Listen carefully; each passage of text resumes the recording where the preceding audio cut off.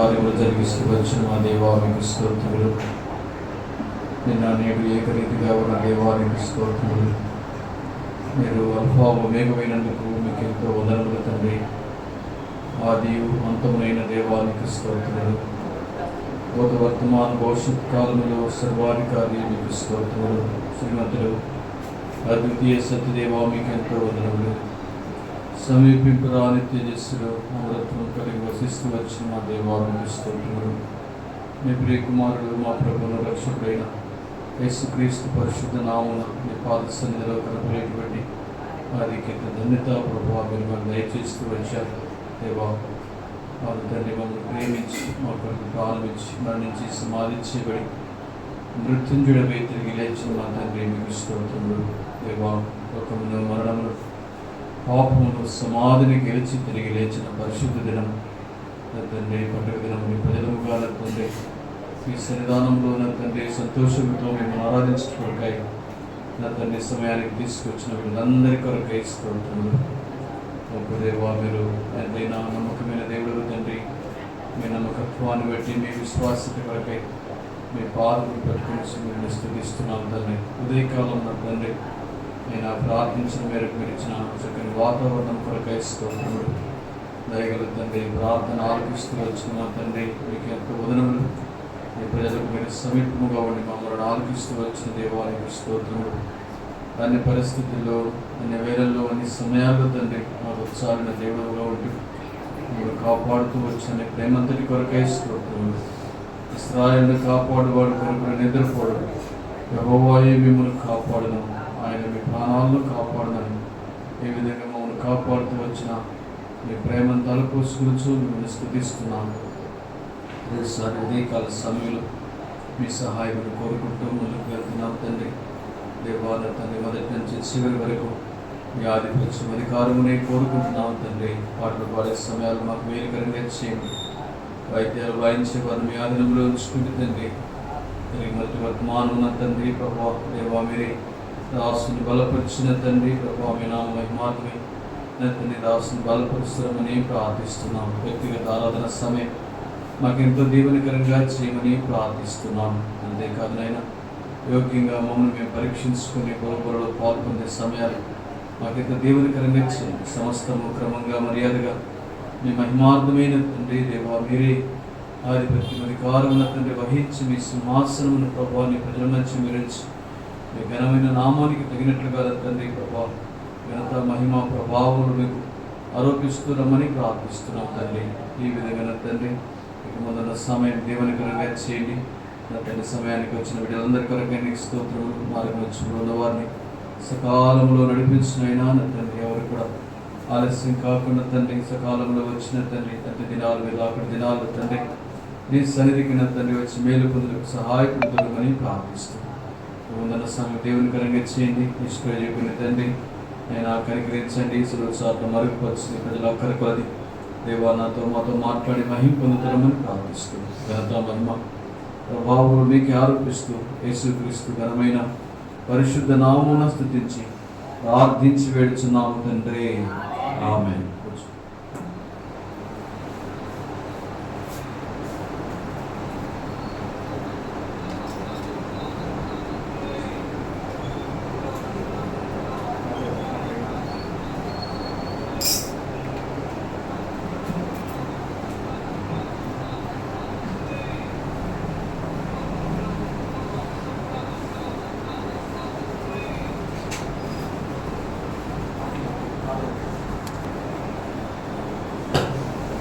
Ward సంఖ్య 206, మరొక బుక్లో 208. నమ్మకమైన నా ప్రభు నిన్ను నేను స్తుతింతును. పాడవాడు నా పాడవాడు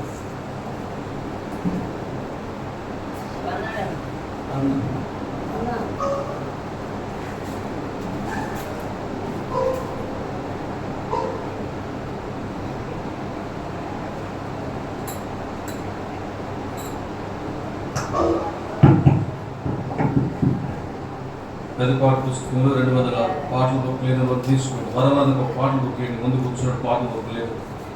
చిన్న పాటల పుస్తకంలో కూడా పాట ఉంది. తీసుకోండి, పాడండి. దగ్గరగా గట్టిగా పాడండి పాట.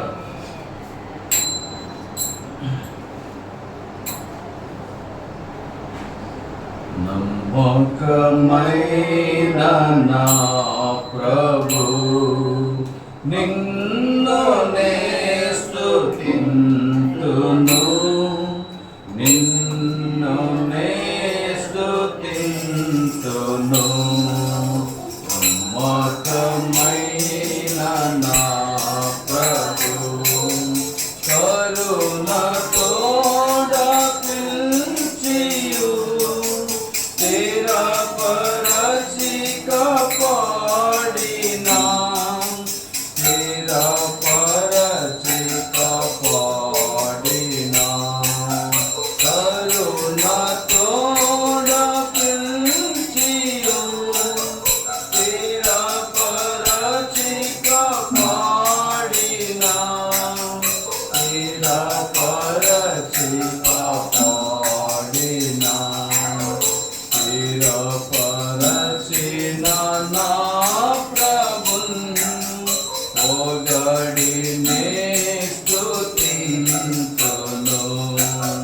స్థిరపరచిన నా ప్రభున్ పొగడినే స్తుతింతును. నమ్మకమైన నా ప్రభు నిన్ను నే స్తుతింతును, నిన్ను నే స్తుతింతును. నమ్మకమైన నా ప్రభు ఎన్నోసార్లు నీ కృపన్ విడచియుంటినో ప్రభు, విడచియుంటినో ప్రభు. ఎన్నోసార్లు నీ కృపన్ విడచియుంటినో ప్రభు, విడచియుంటినో ప్రభు. అన్న తోడని చేర్చి నన్ను క్షమించితివి. అన్న తోడని చేర్చి నన్ను క్షమించితివి.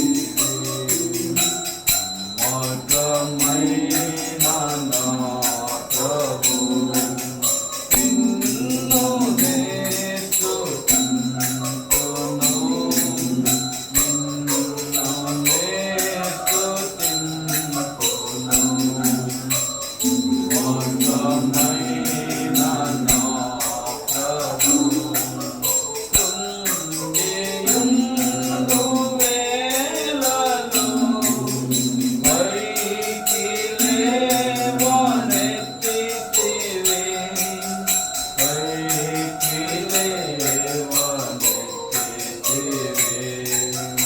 తుంగియుండు వేళలో పైకి లేవనెత్తితివి, పైకి లేవనెత్తితివి.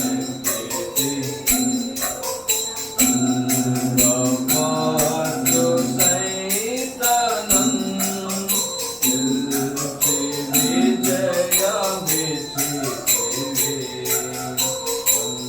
అందపాటు సైతానం గెలిచి విజయమిచ్చితివి. నమ్మకమైన నా ప్రభు నిన్ను నే స్తుతింతును, నిన్ను నే స్తుతింతును.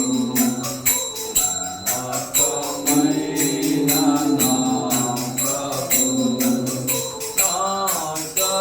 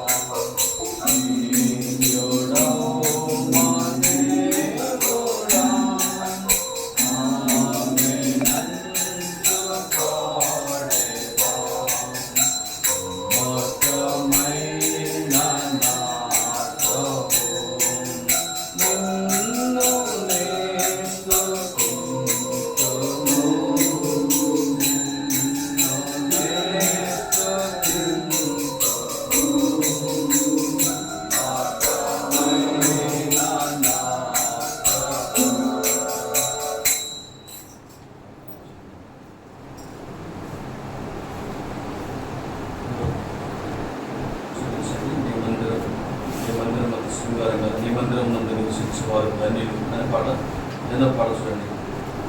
నీ మందిరమునందు నివసించేవారు ధన్యులు అని పాట.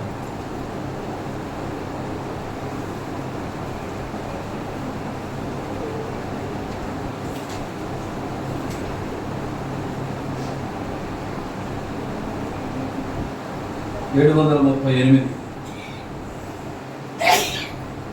722 వరకు కోట్లో 722.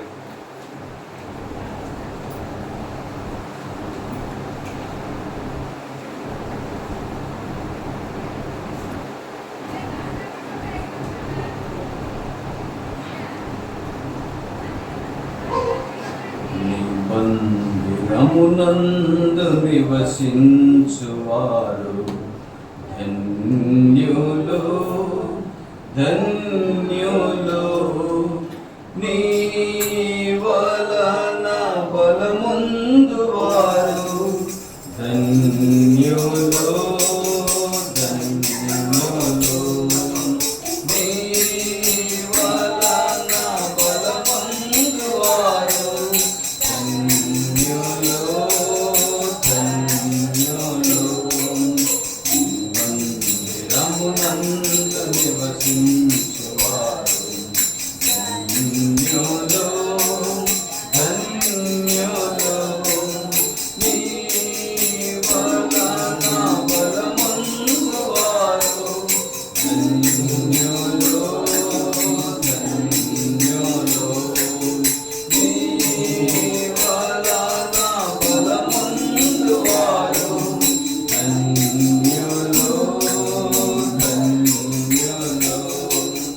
యెహోవా నీయందు నమ్మిక గలవారు ధన్యులు, నీ ధర్మశాస్త్రము నందానందము గలవారే ధన్యులు. యెహోవా నీయందు నమ్మిక గలవారు ధన్యులు, నీ ధర్మశాస్త్రము నందానందము గలవారే ధన్యులు. మందిరమునందు నివసించువారు ధన్యులు ధన్యులు, నీ వలన బలముందువారు ధన్యులు ధన్యులు, నీ వలన బలముందువారు ధన్యులు ధన్యులు. నీతి కొరకు ఆకలి దప్పులు కలిగిన వారు ధన్యులు, ఆత్మవిషయం వైదికులుగా ఉన్నవారే ధన్యులు. నీతి కొరకు ఆకలి దప్పులు కలిగిన వారు ధన్యులు, ఆత్మవిషయం వైదికులుగా ఉన్నవారే ధన్యులు. మందిరమునందు నివసించువారు ధన్యులు ధన్యులు, నీ వలన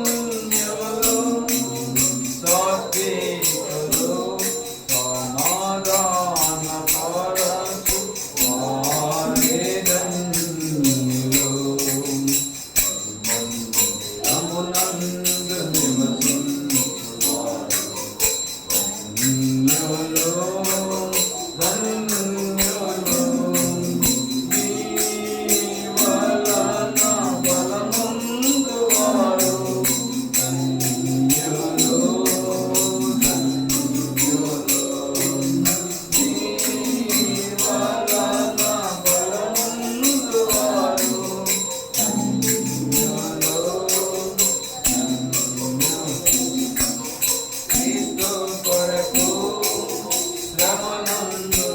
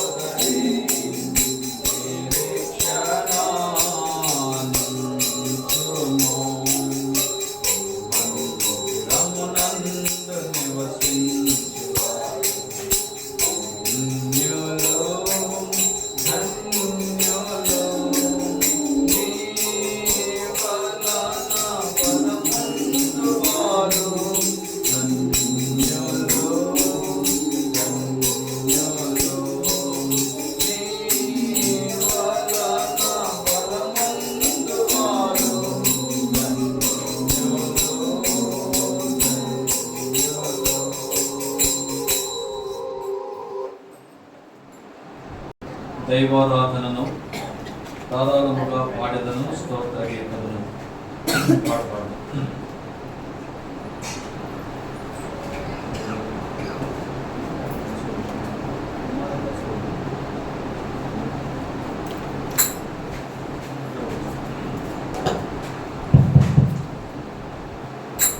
నూరారగా చేతును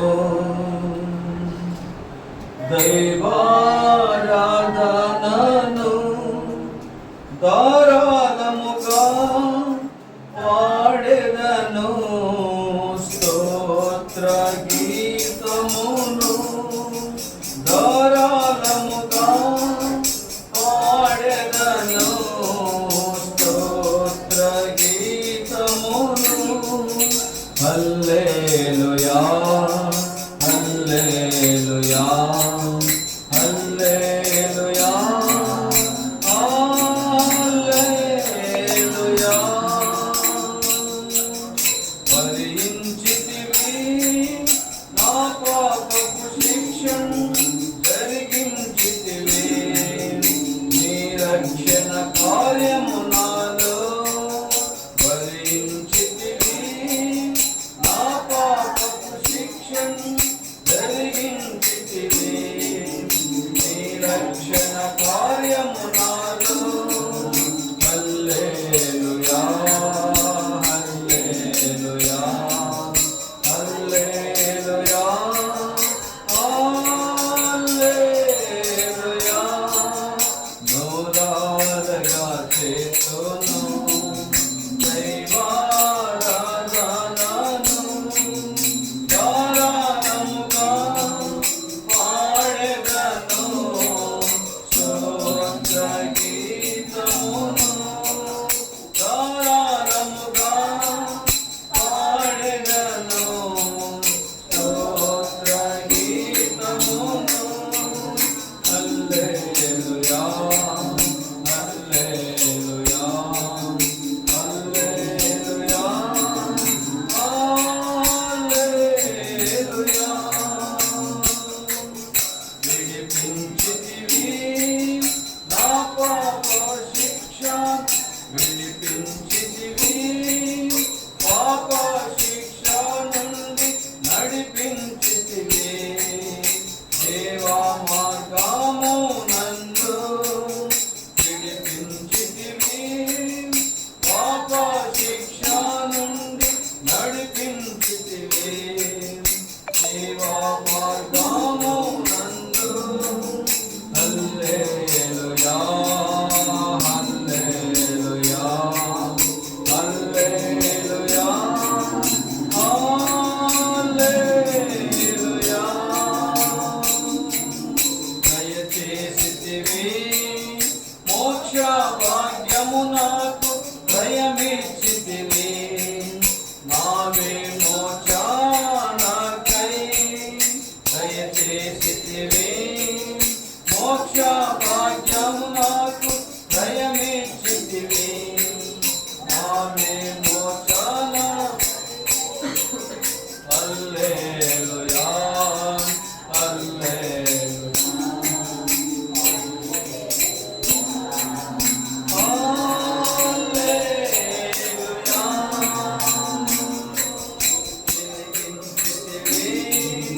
నా మనోనేత్రములు తొలగించితివి, నా పాప చీకటి బ్రతుకును వెలిగించితివి.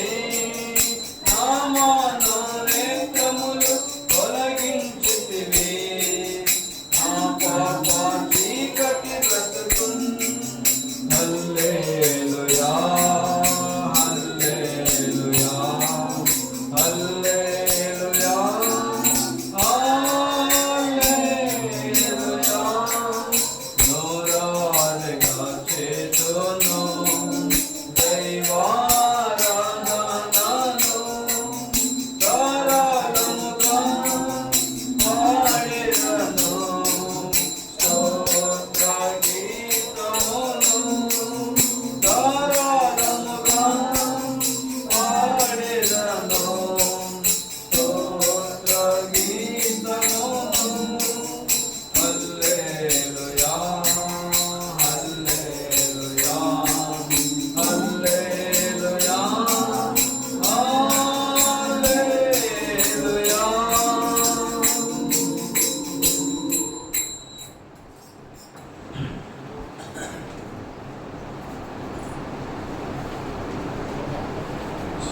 పాట పాడుతూ మనం ఆరాధన పెట్టేద్దాం.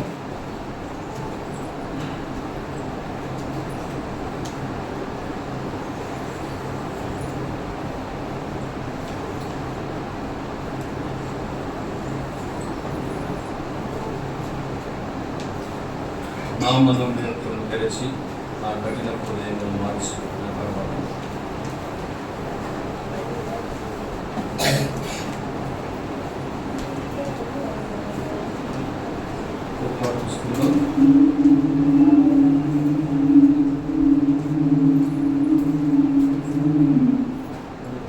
చూడండి. నా మనోనేత్రం తెరచి నా కఠిన హృదయం మార్చి 198 పుస్తకంలో 198 మరొక బుక్లో 196 పాడుకుందాం. ఆరాధన చెప్పండి.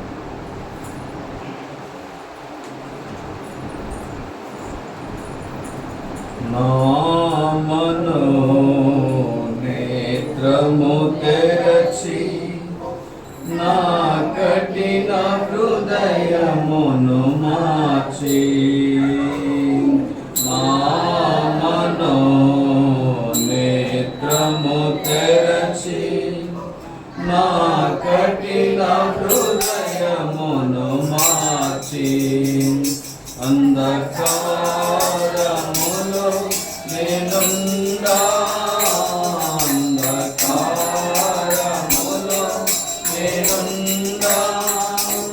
వెదకి నందర్శించితివి వెదకి నందర్శించితివి నా మనోనేత్రము తెరచి నా కఠిన హృదయమును మార్చి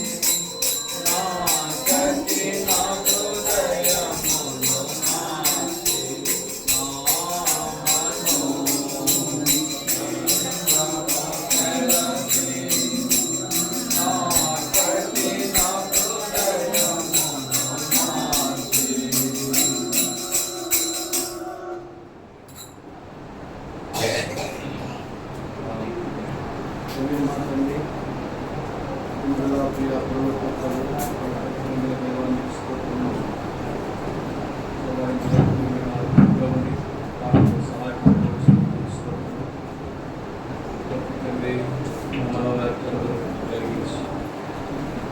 మీరు మా హృదయాలు మార్చిన దేవానికి స్తోత్రము.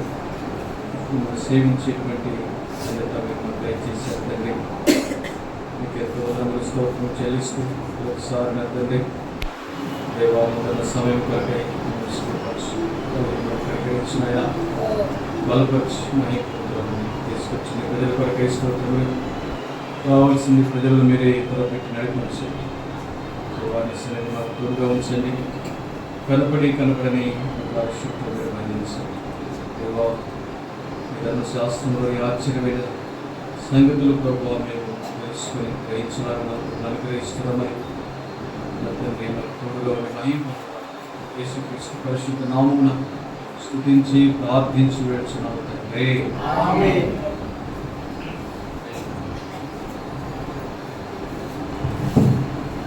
ఆరాధనలకు వెళ్ళకముందు వ్యక్తిగత ఆరాధనలకు వెళ్ళకముందు దేవుని వాక్యం నుండి క్లుప్తంగా మనం వాక్య భాగాలు చూస్తూ మనం ఆరాధనలకు రండి. కీర్తనలు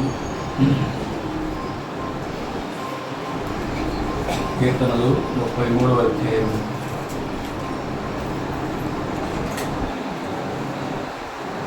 మొదటి 4 వచనాలను మార్చి చదవడానికి ప్రయత్నించాను. కీర్తనలు 33వ అధ్యాయం మొదటి 4 వచనాలు మీ భాగాలు దగ్గరగా స్పష్టంగా చదవడానికి ప్రయత్నించాను. బైబిల్లో ఉన్న వాళ్ళందరూ బైబిల్ తీసి పేజీ నెంబరు 407 మొదటి 4 వచనాలు మనం మార్చి నీతిమంతులారా యెహోవాను బట్టి ఆనందగానము చేయుడి, స్తుతి చేయుట యథార్థవంతులకు శోభస్కరము.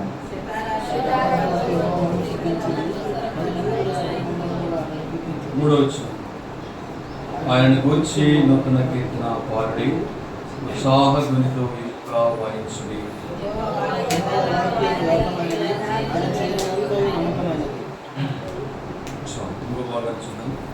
రోమిలికి రాసిన పత్రిక 5వ అధ్యాయం. రోమిలికి రాసిన పత్రిక 5వ అధ్యాయం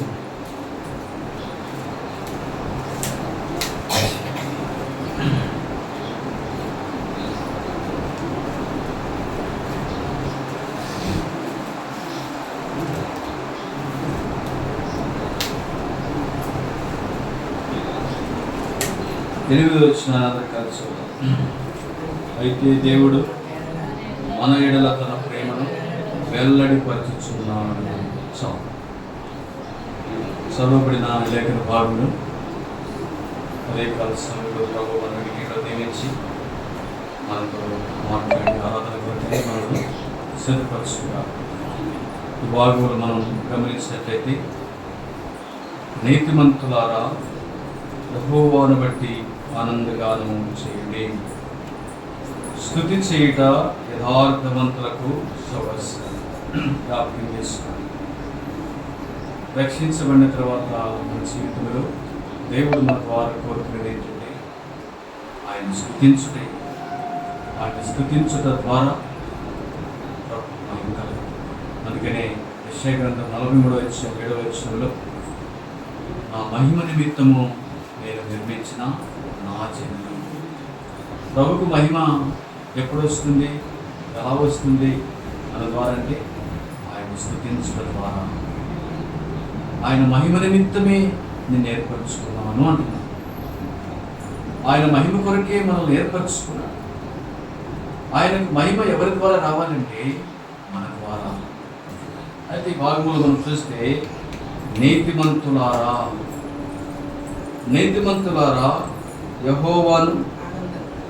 యెహోవాను బట్టి ఆనందగానము చేయుడి, స్తుతి చేయుట యథార్థవంతులకు శోభస్కరము.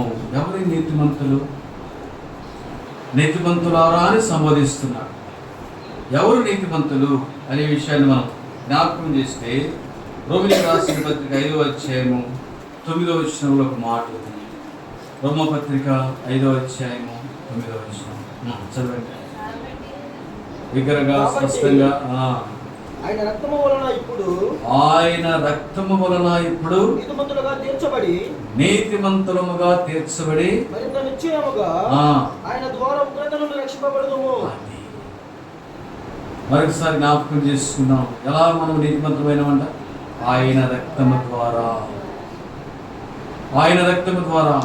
5వ అధ్యాయం మొదటి వచనంలో విశ్వాసము ద్వారా మనల్ని దేవుడు నీతిమంతులుగా తీర్చాడు. అందుకనే ఆరాధన అనేది మన జీవితంలో చాలా ప్రాముఖ్యమైనది. ఇశ్రాయేలు ప్రజలకు ఆరాధన నేర్పించింది భక్తుడైన దావీదు మాత్రమే. ఇశ్రాయేలు ప్రజలకు ఆరాధన నేర్పించింది దావీదు ద్వారా నిశ్చయంగా ఆరాధన నేర్చుకుంటూ వచ్చాడు. దావీదు దేవుణ్ణి ఆరాధిస్తూ వచ్చాడు. ఆయన తమ్ములతో సితారతో దేవుణ్ణి ఆరాధిస్తూ వచ్చాడు. ఈ భాగంలో మనం చూస్తే నీతిమంతులు. ఎవరి నీతిమంతులు అంటే విశ్వసించిన వారు. సమానమైన విశ్వాసంతో దేవుడు మనల్ని నీతిమంతులుగా తీర్చాడు. ఆయన ఉచితంగా మనల్ని నీతిమంతులుగా తీర్చాడు. ఇది భౌతికంగా మానవుడు నిజంగా కలిగినటువంటి నీతి కాదు, కానీ దేవుడే మనల్ని నీతిమంతులుగా తీర్చాడు. అందుకని ఆ మాట అంటాడు ఏమని? ఆయన రక్తము ద్వారా. దేవాతి దేవుడు మనల్ని ప్రేమించి మన కొరకు తను ప్రారంభించి మరణించి సమాధి చేయబడి తిరిగి లేచడం ద్వారా నిజంగా మనకు రక్షణ.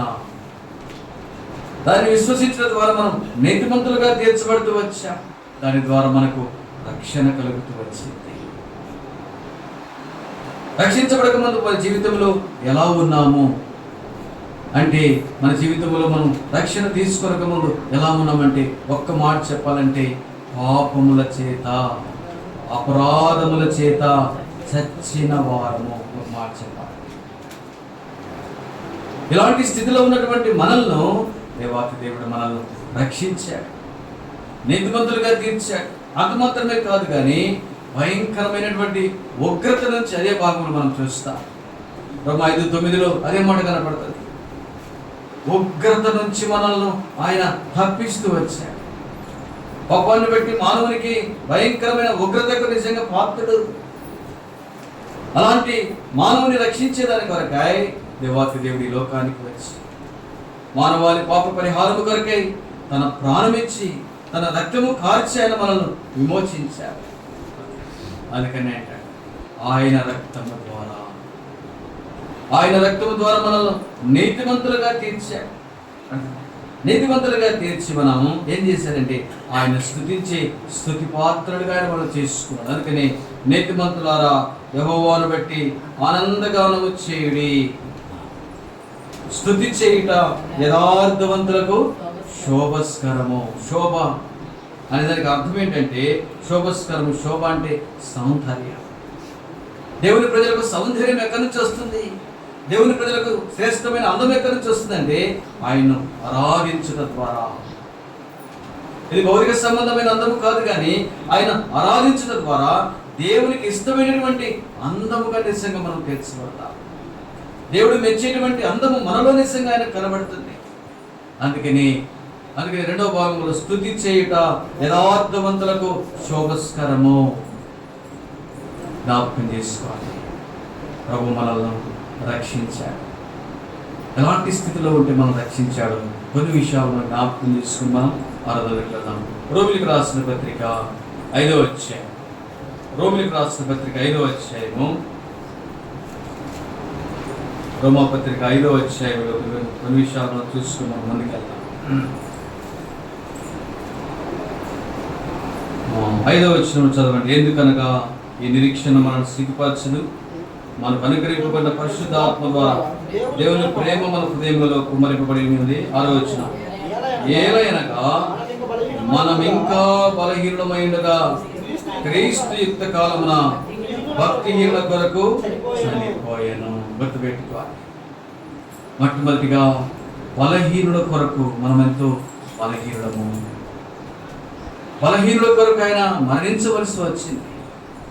బలహీనులను బలవంతులుగా చేసే దాని కొరకై దేవాతి దేవుడు కలువరి శిలువలో మన కొరకు మరణించాడు. ఏలైనగా మనము బలహీనులమైనగా క్రీస్తు యుక్త కాలమున భక్తిహీనుల కొరకు చనిపోయెను. బలహీనులమైన మనము భక్తిహీనులమైన మనము అంత మాత్రమే కాదు కానీ ఇక్కడ మనం చూస్తే 10వ వచనంలో ఏలైనగా శత్రువులమై ఉండగా తన కుమారుని మరణము ద్వారా చాలు ఎలాగున్నామంట శత్రువులము. మొట్టమొదటిగా పాపాన్ని బట్టి బలహీనులుగా ఉంటూ వచ్చాము, పాపాన్ని బట్టి భక్తిహీనులుగా ఉంటూ వచ్చాము. అంత మాత్రమే కాదు కానీ పాపాన్ని బట్టి శత్రువులము, పాపాన్ని బట్టి దేవాది దేవుని యొక్క ప్రేమకు దూరమైపోయి ఆయనకు శత్రువులుగా ఉంటూ వచ్చాము. పాపం ఏం చేస్తూ వచ్చిందంటే దేవునికి శత్రుత్వం, దేవునికి మనకు శత్రుత్వం కలిగిస్తూ వచ్చింది. పాపము దేవాది దేవుని యొక్క ప్రేమను అర్థం చేసుకోలేక దానికి భిన్నంగా, ప్రేమకు భిన్నంగా ప్రవర్తిస్తూ వచ్చింది. అదే శత్రువులము. అదే మాట ఉందమ్మా. ఎలాగా శత్రువులమై ఉండగా ఆయన కుమారుని మరణము ద్వారా మనం దేవునితో సమాధానపరచబడిన వారిని ఆయన జీవించిన చేత మరి నిశ్చయముగా రక్షించబడదుము. మొదటిగా బలహీనుడము. దేవుడు నిశ్చయంగా ఆయన మరణించి తిరిగి లేచిన ద్వారా దేవుడు మనల్ని బలవంతులుగా చేశాడు. అందుకని దావీదు అంటాడు, యెహోవా నా బలము. బలహీనులమే అయితే ఆయన మరణించి తిరిగి లేచిన ద్వారా మనల్ని బలవంతులుగా చేశాడు. అందుకనే నా బలం ఎవరంటే ఆయనే నా బలం. అన్ని పరిస్థితుల్లో మనం బలహీనుడమే అయితే మన దేవుడు బలవంతుడు, మనల్ని బలవంతులుగా చేసేదాని కొరకాయ ఆయన లోకానికి వచ్చి మన కొరకు మరణించి. అది మాత్రమే కాదు కానీ భక్తిహీనులము. భక్తిహీనులమైనటువంటి మనల్ని రక్షించి మన కొరకు తన ప్రాణమించడం ద్వారా దేవుడు భక్తుల గుంపులోనికి మనం తెచ్చాడు. భక్తి కలిగిన గుంపు, భక్తి కలిగినటువంటి దేవుని ప్రజలతో కలిసి ఆరాధించేటువంటి ఆధిక్యత ఇచ్చాడు. ఒకప్పుడు ఇటు స్థితి లేదు, ఒకప్పుడు ఇది ధన్యత లేదు, ఒకప్పుడు ఇలాగులో లేము. అయితే భక్తిహీనమైనటువంటి మనల్ని భక్తుల గుంపులో చేర్చాడు. అందుకని ఓ ఇశ్రాయేలు, నీ భాగ్యం ఎంత గొప్పది, యెహోవా రక్షించిన నిన్ను పోలిన వాడుతుంది. భక్తిహీనమైన మాయుడల, భక్తిహీనులైన నాయుడుల మీరు చూపిన దయ కొరకాయ భక్తుల గుంపులో చేర్చారు, పరిశుద్ధుల గుంపులో చేర్చారు, తేజోవాసులైన పరిశుద్ధుల స్వాస్థ్యములో పాలుపప్పుడు చేశారు. అలాంటి గుంపులోనికి నన్ను తీసుకుని వచ్చాను. వారు తండ్రి, నేనైతే భక్తిహీనుడును, అయితే నన్ను భక్తుని గుంపులో చేర్చినందుకు మీకు స్తోత్రం. అంత మాత్రమే కాదు కానీ 10వ వచనంలో శత్రువులము. శత్రువులమైనటువంటి మనల్ని దేవుడు ఏం చేశారంటే ఆయనకు స్నేహితులుగా చేసుకున్నాడు. అందుకని అబ్రహాము గురించి ఆయన అంటాడు, అబ్రహాము నా నిజమైన స్నేహితుడు, అట్టి గుంపులోనికి మనల్ని చేర్చి అట్టి అబ్రహాము సంతానములో నిజంగా మనం ఒక భాగమైన విశ్వసించబడినటువంటి మనము అబ్రహాము సంతానము. దేవునితో నిజంగా స్నేహము కలిగి స్నేహం చేసేటువంటి ఆధిక్యత ప్రభువుకి ఇచ్చాడు. శత్రువులమైనటువంటి మనల్లో దేవుడు ఏం చేశారంట? స్నేహితులు. దేవునికి మనం స్నేహితురాలుగా మనం చేసుకున్నాం. ధైర్యంగా నిజంగా మన ప్రతి విషయం ఆయనకు చెప్పుకోవచ్చు, ప్రతి విషయం ఆయన దగ్గర మనం వినవించుకోవచ్చు. దేని గురించి చింతపడకూడదు కానీ ప్రతి విషయము ప్రార్థన ధైర్యంగా ఆయన కృపాసింహాసనం ఎదుకు వచ్చి సాగిలపడి ప్రార్థించేటువంటి ఆధిక్యత దేవుడు మనకి ఇచ్చాడు. ఎందుకంటే ఆయనకు మనల్ని స్నేహితులుగా చేసుకో ప్రభు. ఒకప్పుడు శత్రువుగా ఉన్నటువంటి నిజంగా నా జీవితంలో శత్రువులై నీకు దూరం అయిపోయాను, నీ ప్రేమకు దూరం అయిపోయాను. ఆత్మ సంబంధంగా ఆత్మీయంగా అంధత్వంలో ఉంటూ వచ్చాను. యుగ సంబంధమైన దేవత అవిశ్వాసులైన వారి మనోనేత్రాలకు గురితనం కలిగిస్తూ వచ్చింది. నేను చూడలేకపోయాను, నీ ప్రేమను చూడలేకపోయాను. ఇదే భక్తి అనుకుంటూ వచ్చాను, ఇదే జీవితం అనుకుంటూ వచ్చాను. కానీ నా ఆత్మీయ నేత్రాలు తెరిచి నిజంగా నన్ను నీకు స్నేహితునిగా చేసుకున్నా. ధైర్యంగా నీ సన్నిధిలో నిజంగా నీ కృపా సింహాసనం ఎదుకు వచ్చి సాగిలపడి నా ప్రతి అవసరం మీకు చెప్పుకునేటువంటి ఆధిక్యత. అందుకనే హెబ్రీయులకు రాసిన పత్రిక 4వ అధ్యాయం అనుకుంటా 12-16 మనం కనికరింపబడి సమయోచితమైన సహాయము కొరకు కృప పొందినట్లు ధైర్యముతో కృపాసనం ఎదుకు వచ్చేది. ఈ ధైర్యము ప్రభు మనకి ఇచ్చాడు. ఒకప్పుడైతే శత్రువులుగా ఉన్నప్పుడు ఈ ధైర్యం మనకు లేదు. శత్రువులుగా దేవునికి దూరంగా ఉంటూ వచ్చాం. అయితే దేవుడు మనల్ని ప్రేమించి శత్రువును మిత్రునిగా చేసుకున్నాడు, స్నేహితునిగా చేసుకొని ధైర్యంగా ఆయన కృపా సింహాసనం మీదకి వచ్చి, అబ్బా నన్ను కనికరించయ్యా, నా అక్కడ తీర్చయ్యా అని ధైర్యంగా ఆయన కృపా సింహాసనం మీద సాగిలపడి మొరపెట్టేటువంటి ఆత్మను దేవుడు మనకి ఇచ్చాడు. శత్రువులమైనటువంటి మనల్ని దేవుడు స్నేహితులుగా చేస్తూ వచ్చాడు. అంత మాత్రమే కాదు, కానీ 8వ వచనంలో చూస్తే దేవుడు మన ఎడల తన ప్రేమను వెల్లడిపరుస్తున్నాడు. ఎట్లాగా మనం ఇంకా పాపులము. ఎన్ని చూస్తూ వచ్చాం? దేవుని రెక్క ముందు ఎన్ని చూస్తూ వచ్చామంటే మొట్టమొదటిగా బలహీనంగా ఉంటూ వచ్చాం. బలహీనమైన మనల్ని దేవుడు బలవంతులుగా చేసి, యెహోవాయే నా బలము. నిజంగా మనమైతే బలహీనము, కానీ మన దేవుడు బలవంతుడు. బలవంతుడైనటువంటి దేవునికి నిజంగా మనం కుమారులము. బలహీనమైన నాయుడుల నిజంగా బలమైనటువంటిది. తమ దేవుని ఎరుగువారు బలము కలిగి గొప్ప కార్యములు చేతులు మిమ్మల్ని కలిగి అనేకమైన గొప్ప కార్యములలో పాల్పొందుకోవచ్చారు. బలహీనైన నన్ను బలవంతునిగా చేసిన దేవాలయం. అంతేకాదు, భక్తిహీనైన నన్ను భక్తుల గుంపులోనికి చేర్చాడు.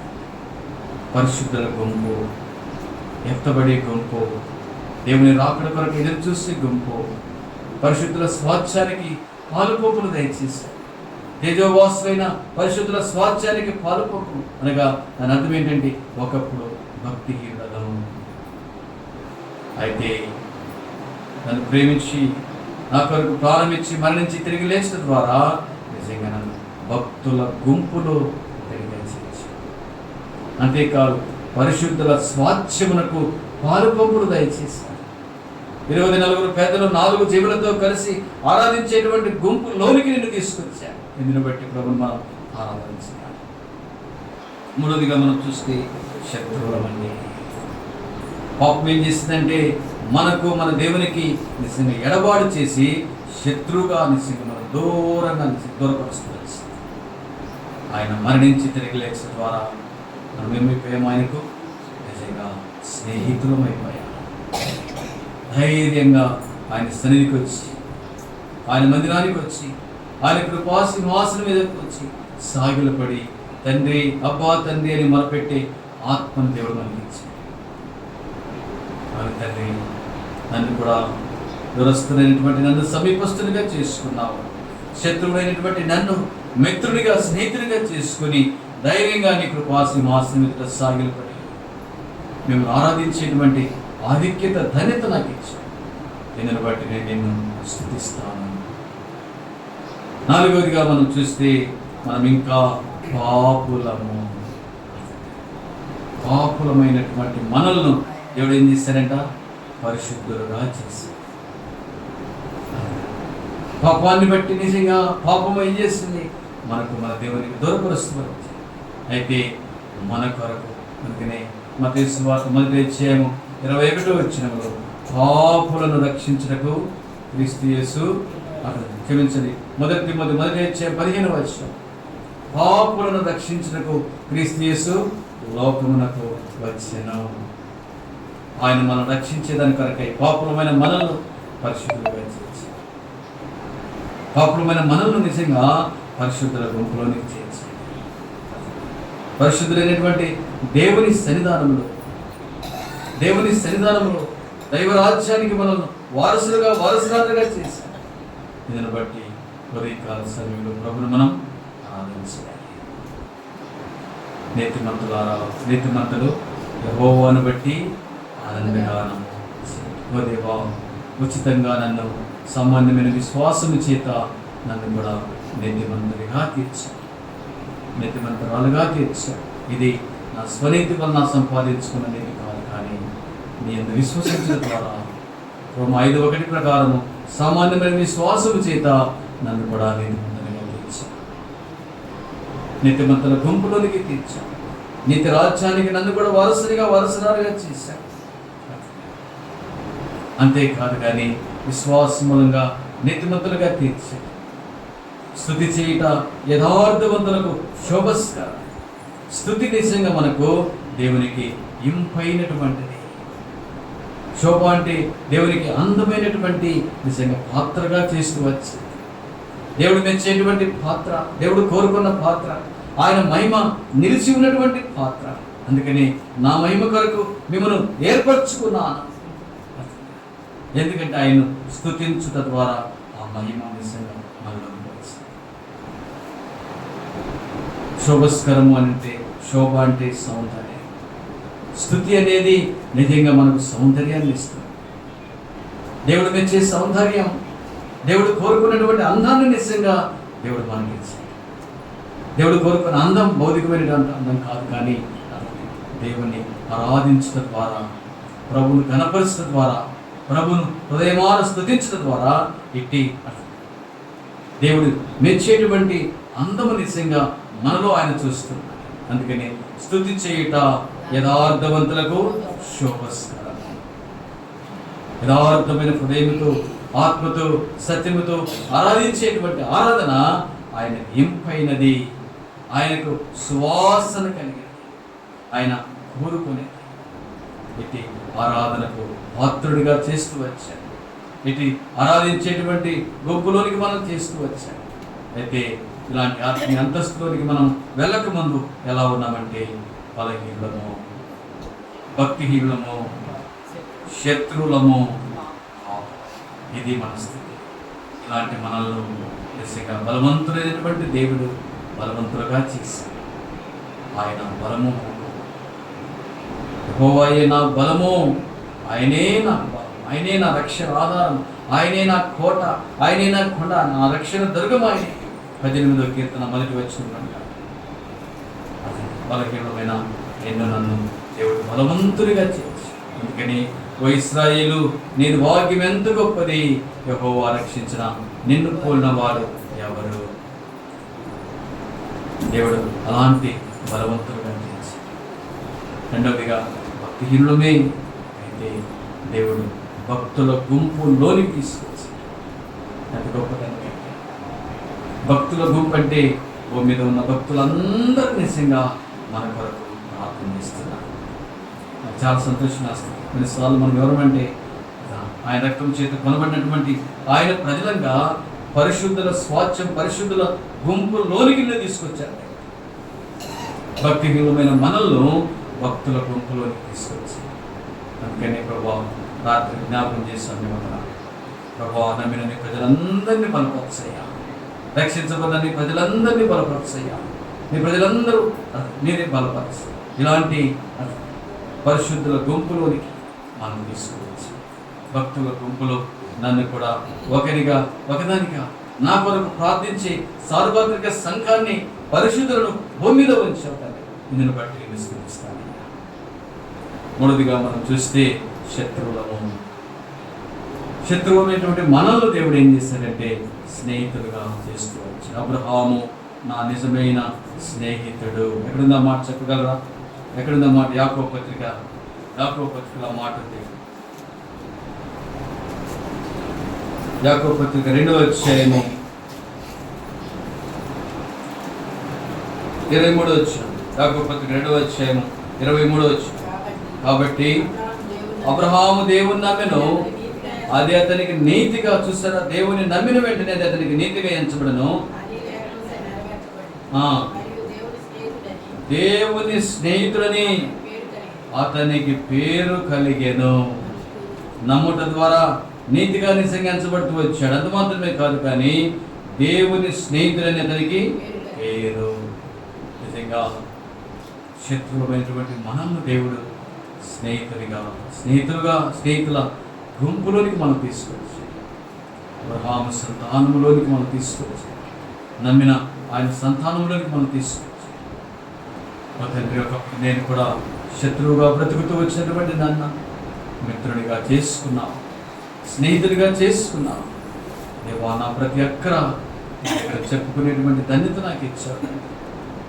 నిజంగా వ్యక్తిగతంగా, రహస్యంగా నా ప్రతి బాధను నీ సన్నిధానంలో ఒక స్నేహితునితో ఎలాగో మాట్లాడుకుంటారు, నీతో మాట్లాడి నీతో విరమించుకునేటువంటి ఆధిక్యత నాకు ఇచ్చావు.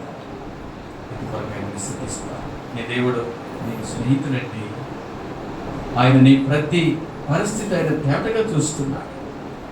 నీ ఆంతర్యంలో దాగి ఉన్న నీ బాధ ప్రతిదీ ఆయన అర్థం చేసుకునేటువంటి దేవుడు. నీ కన్నిటిని ఆయన తుడిచేటువంటి దేవుడు. నీ వారి యావత్ బాధలు ఆయన బాధ నొందెను. మనం అనుభవిస్తున్న ప్రతి బాధ గత వారమంతా నిజంగా ఎన్ని బాధలు పడుతూ వచ్చామో తెలుసు. ఎన్ని సమస్యలు, ఎన్ని బలహీనతలు, ఎన్ని ఇరుకులు, ఎన్ని ఇబ్బందులు, ఎన్ని శారీరకంగా ఎన్ని బాధలు.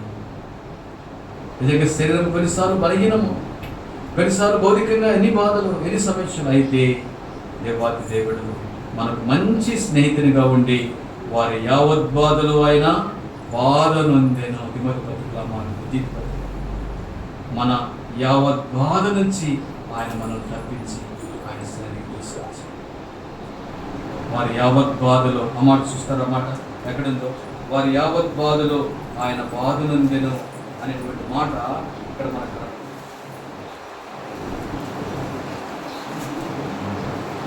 ఎక్కడుందన్నమాట. వారి యావత్ బాధలో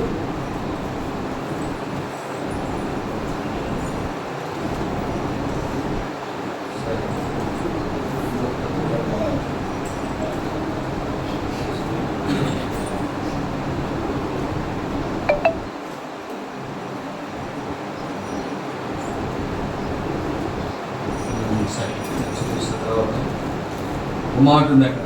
వారి యావత్ బాధలు ఆయన బాధనందగా వారినందు మనం కూడా అనేకమైనటువంటి బాధలు ఆయన ప్రభుదినం నుంచి ప్రభుదినం వరకు అనేకమైన పరిస్థితులు వీటన్నిటి నుంచి ప్రభు మనం దాటించాడు, తప్పించాడు, విడిపించాడు. దేవ నిజంగా అనేక రకాలైనటువంటి పరిస్థితుల్లో మన దేవుడు మన ప్రక్కన ఉన్నాడు, మనకు స్నేహితుడిగా ఉన్నాడు, మనకు తోడుగా ఉన్నాడు. మన యావత్ బాధ నుంచి ఆయన మనల్ని దేవుని సన్నిధికి తీసుకొచ్చి ఆరాధించేటువంటి గుంపులోనికి మనం తెచ్చేసి, అందుకనే ఆరాధించేటువంటి గుంపులోనికి మనం తీసుకొచ్చి దీనిని బట్టి ప్రభుని మనం ఆరాధించాం. ఓ ప్రభావం, శత్రువుగా ఉన్నటువంటి నన్ను స్నేహితురాలుగా చేసుకున్నాను.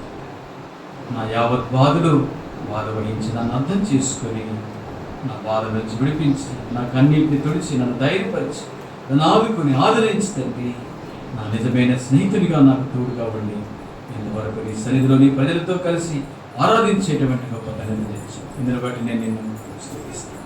చివరిగా మనం చూస్తే పాపులమైన మనల్ని ఏం చేసినట్టు దేవుడు పరిశుద్ధులుగా చేసి, మనం ఎవరంటే ఆయన పరిశుద్ధులకు ఉచితంగా ఆయన మనల్ని పరిశుద్ధులుగా నీతిమంతులుగా చేశాడు. నేను పరిశుద్ధులను, మీరు కూడా పరిశుద్ధులుగా ఉండండి. పరిశుద్ధులుగా ఉండటకే మిమ్మల్ని పిలిచారు. ఎందుకు పిలుచుకున్నాడంటే పరిశుద్ధుల గుంపులో పాపులమైన మనల్ని దేవుడు పరిశుద్ధులుగా చేశారు. ఇందును బట్టి ఉదయకాల సమయంలో ప్రభుని మనం ఆనందించాం. గొప్ప సామాన్యమైన విశ్వాసం ద్వారా నన్ను కూడా నీతిమంతునిగా తీర్చి స్తుతి నిజంగా స్తుతించడం ద్వారా నా జీవితం నీకు ఇంపైనదిగా చేసుకున్నాను. నువ్వు కోరుకున్నటువంటి రీతిలో నిజంగా మిమ్మల్ని స్తుతించేటువంటి ధన్యత నాకు ఇచ్చాను. స్తుతి చేయట యథార్థవంతులకు శోభస్కరం. ఇటు సౌందర్యాన్ని ప్రభా స్తుతించడం ద్వారా మీరు నాకు అనుగ్రహిస్తూ వచ్చారు. నువ్వు మెచ్చే సౌందర్యము నాలో నిజంగా మీరు చూస్తున్నారు. దీన్ని బట్టి నేను స్తుతిస్తాను. స్తుతి చేసేటువంటి వారికి దేవుడు మెచ్చేటువంటి గొప్ప ధన్యత ఏంటంటే వారి ద్వారా ప్రభు ఎంతో ఆనందిస్తారంట. అంటే భౌతికమైనటువంటి అందాన్ని చూసి మనం ఎంత నిజంగా మన పిల్లలు అంత అందంగా ఉంటే ఎంత మురిచిపోతామో, మన దేవుడు కూడా మనం యథార్థంగా స్తుతించడం ద్వారా, ఆయన ఆరాధించడం ద్వారా దేవుడు ఉప్పొంగిపోతాం. శోభస్కరం సౌందర్యం, మన స్తుతి నిజంగా ఆయన మెచ్చే సౌందర్యాన్ని నిజంగా కలిగి ఇలాంటి స్థితిలో ఉన్నప్పుడు, ఇలాంటి అనుభవంలోనికి రానప్పుడు మనం కూడా ఎలా ఉన్నామంటే బలహీనము, భక్తిహీనము, శత్రువులము, ఇలాంటి స్థితిలో ఉన్నటువంటి మనల్ని దేవుడు ప్రేమించి రక్షించి ఆనందించి ఆయనకు సమీపస్తులుగా, ఆయన కుమారులుగా, ఆయన కుమార్తెలుగా, ఆయన రాజ్య వారసులుగా చేస్తున్నారు. మన నోట ఆయన మాటను వచ్చాడు, మన నోట ఆయన పాటను వచ్చాడు, ఆయన స్తుతించే స్తుతిపాత్రగా చేశాడు. ఉదయకాల సమయంలో ప్రభుని మనం ఆరాధించి, ఓ ప్రభు నా పక్షాన మీరు చూపినప్పుడు కలుగిస్తాను. కృపచేత నన్ను రక్షించుకొని ఇలాంటి స్థితిలో ఉన్నటువంటి నన్ను నేను ఏర్పరచుకొని రక్షించుకొని నన్ను స్తుతిపాత్రగా చేసుకున్నాను. ప్రేమకు నేనేమి చెల్లించగలుగుతాను. ఉదయమానం మిమ్మల్ని స్తుతిస్తాను. వారి యావత్ బాధలు ఆయన బాధలను ఒక వారమంతా అనేకమైన పరిస్థితులను తరుగుతూ వచ్చే తండ్రి. అయితే నా యావత్ బాధలు బాధను అనుభవించినను ఆదరించి ఆదుకొని ధైర్యపరిచి ఓదార్చి మీ సన్నిధికి నన్ను తీసుకొచ్చి ఏమి చెల్లించగలుగుతాను. మీరు చేసిన సకల మేలుడు నాకు హృదయపూర్వకంగా నేను నిన్ను స్తుతిస్తాను. ఈ విధంగా మనం ఆరంభించాలి. మోకరించండి. 1-2 మాటలతో మనం ఆరంభించాలి. తండ్రి, పరిశుద్ధుడు నా దేవానికి స్తోత్రములు. మీ స్వరక్తినిచ్చి సంపాదించిన సమృద్ధి ఇదను కూడా మిమ్మల్ని ఆరాధించుకోకాయి నేను సిద్ధపరుస్తూ వచ్చిన ప్రేమను తండ్రి స్థితి చేయక యథార్థవంతులను శోధిస్తాను. స్థుతించేటువంటి స్థితి పాత్రగా మేము కూడా చేసుకుని వందములు వాకుల చేత ప్రారంభం చేత పరిచయం బ్రతుకుని ప్రభావ మీరు జ్ఞాపకం చేసుకొని నన్ను రక్షించడం కొరకు లోకము మీ లోకానికి వచ్చిన తండ్రి నాకు రావాల్సిన శిక్ష నా తండ్రి మీరు భరించిన తండ్రి మీ పరిశుద్ధమైన ప్రశస్తమైన రక్తము చేతన తండ్రి దురస్తుని ఎన్నికైన వాళ్ళను తండ్రి ఏ మంచి లేని నాయుడు మంచి దేవుడుగా ఉండిన తండ్రి మీ నాన్నను రక్షించగలిగే నీకు ఆనందించడానికి తండ్రి బలహీనమైన నాయుడు నా తండ్రి ప్రభావ బలమైనటువంటి దేవుడుగా ఉన్నారు. మీకు స్తోత్రములు. భక్తిహీనమైనటువంటి నన్ను ప్రభావ భక్తునిగా చేర్చేదానికంటే మీరు చేసిన యాగం కొరకే స్తోత్రం. శత్రువుగా ఉన్నటువంటి నన్ను కూడా తండ్రి భక్తునిగా చేసుకొని దేవాల తండ్రి పరిశుద్ధుల స్వాచ్ఛములకు పాల్గొని దయచేసిన ప్రేమ కష్టం వాక్కునైనా నన్ను కరుణించిన తండ్రి దేవాన్ని పరిశుద్ధ రక్తం చేత నన్ను విమోచించిన తండ్రి పరిశుద్ధుల గుంపులోనికి నన్ను చేర్చిన ప్రేమ క్రైస్తవం నన్ను జీవిత యాత్రలో నా మంచి దేవుడుగా నా తండ్రి నాకు తోడుగా ఉండి నన్ను కాపాడుతున్నారు. దేవా మీరు నాకు సమీపంగా ఉండి నా మరణ ఆలకిస్తూ వచ్చిన తండ్రి అనిపిస్తాను. మరి యావత్ బాధలు ఆయన బాధ నొందినని తండ్రి ప్రతి పరిస్థితుల్లో తండ్రి నేను ఆయన తండ్రి నన్ను ఆదుకొని ఆదరించి ధైర్యపరిచి కాపాడుతూ వచ్చిన ప్రేమకు నేను చెల్లించలేక నా హృదయపూర్వకమైనటువంటి స్తుతి ఆరాధన యేసుక్రీస్తు ఘనమైన పరిశుద్ధ నామమున నీకే సమర్పిస్తున్నాను తండ్రి. ఆమేన్.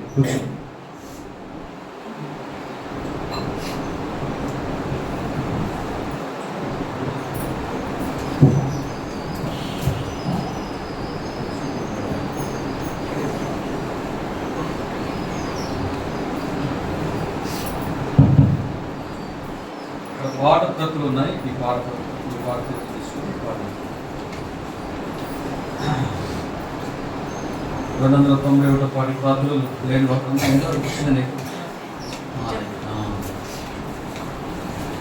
పల్లవి మొదటి వచ్చిన చివరి వచ్చిన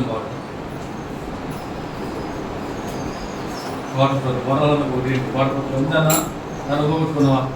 రుచి పోగొట్టుకున్నా మళ్ళీ లేదా అది వెనకబడించు పెట్టుకోవాలి. బైబుల్ జాగ్రత్త.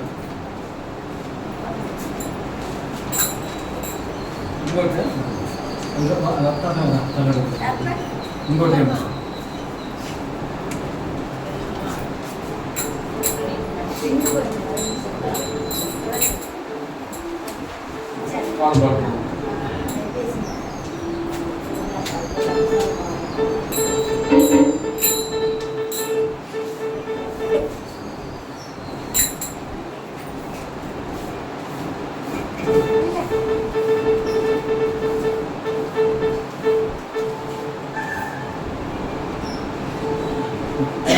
పాడుకొని మొదటి పల్లవి మొదటి వచ్చిన చివరి వచ్చిన సన్నుతింతు దేవా కృపా సత్య సంపూర్ణ సన్నుతింతు దేవా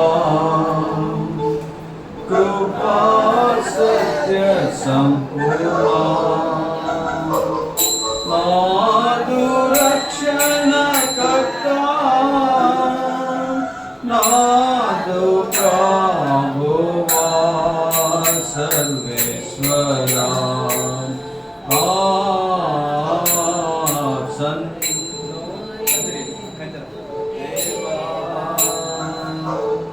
మంచి కాపారి వైతివి, అందాలో నన్ను చేర్చితివి.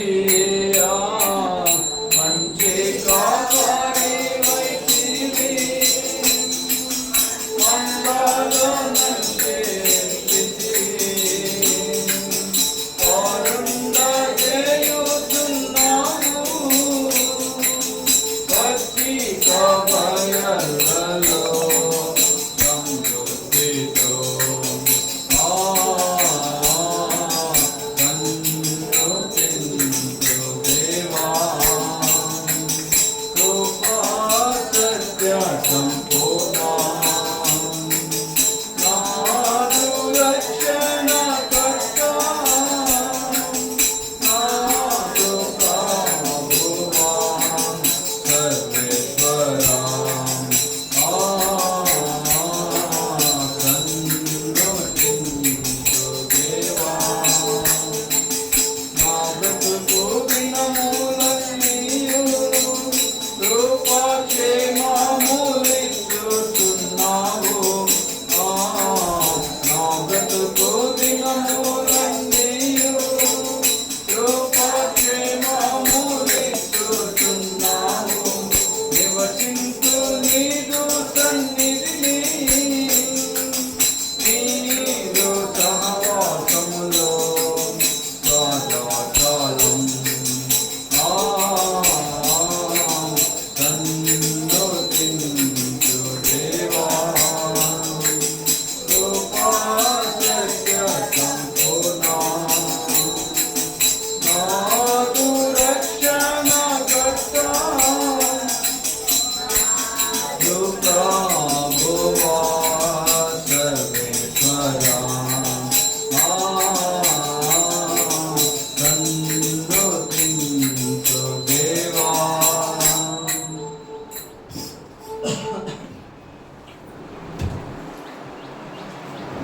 అందుకనే నేను ఖాళీ ఉన్నప్పుడు యవనస్తులకు వాయిద్యాలు నేర్చుకోవడానికి చెప్పాను. వాయిద్యాలు నేర్చుకోవడానికి మిగతా పనులన్నీ ఆయా పనులను చేసుకుంటాం. చెప్పిన మాట నాను వాయిద్యాలు నేను తప్పలో నేర్చుకుంటే ఎంత కష్టపడను. ఏలు వంగకపోతే ఏలు తాడు కట్టుకొని ఉదయం సాయంకాలం మందిరంలో ఉండి నేర్చుకుంటాం. వాయిద్యాలన్నీ ఒక దినాన్ని సాక్షి చెప్పాను. ఎందుకంటే యవనస్తులు కొంతమంది నేర్పించారు. ఒక బిట్టు చెప్పి వారానికల్లా చెప్పాలన్నా అంతే. దాన్ని ఏమంటారంటే దాన్ని మీరే చెప్పాలి. చెప్పానన్నా ఏమిటన్నా ఒక బిట్టు చెప్పి నాకు వారానికల్లా అప్పు చెప్పాలి. ఏదైనా ఆసక్తి ఉన్నప్పుడు, ఇంట్రెస్ట్ ఉన్నప్పుడు ఏదైనా మనం, ఎందుకంటే ఏదైనా పట్టుదల ఉంటే ఏదైనా మనం చేయొచ్చు. అర్థం ఖాళీగా ఉంటుంది. ప్రభు వస్తేనే ఆ డోలకు ప్లే చేస్తారు. లేకపోతే వెంకటేశ్వరం కొడుకు పేరు మర్చిపోయి దోస ప్లేడు ఆ ప్రభు ఖాళీగా ఉంటుంది.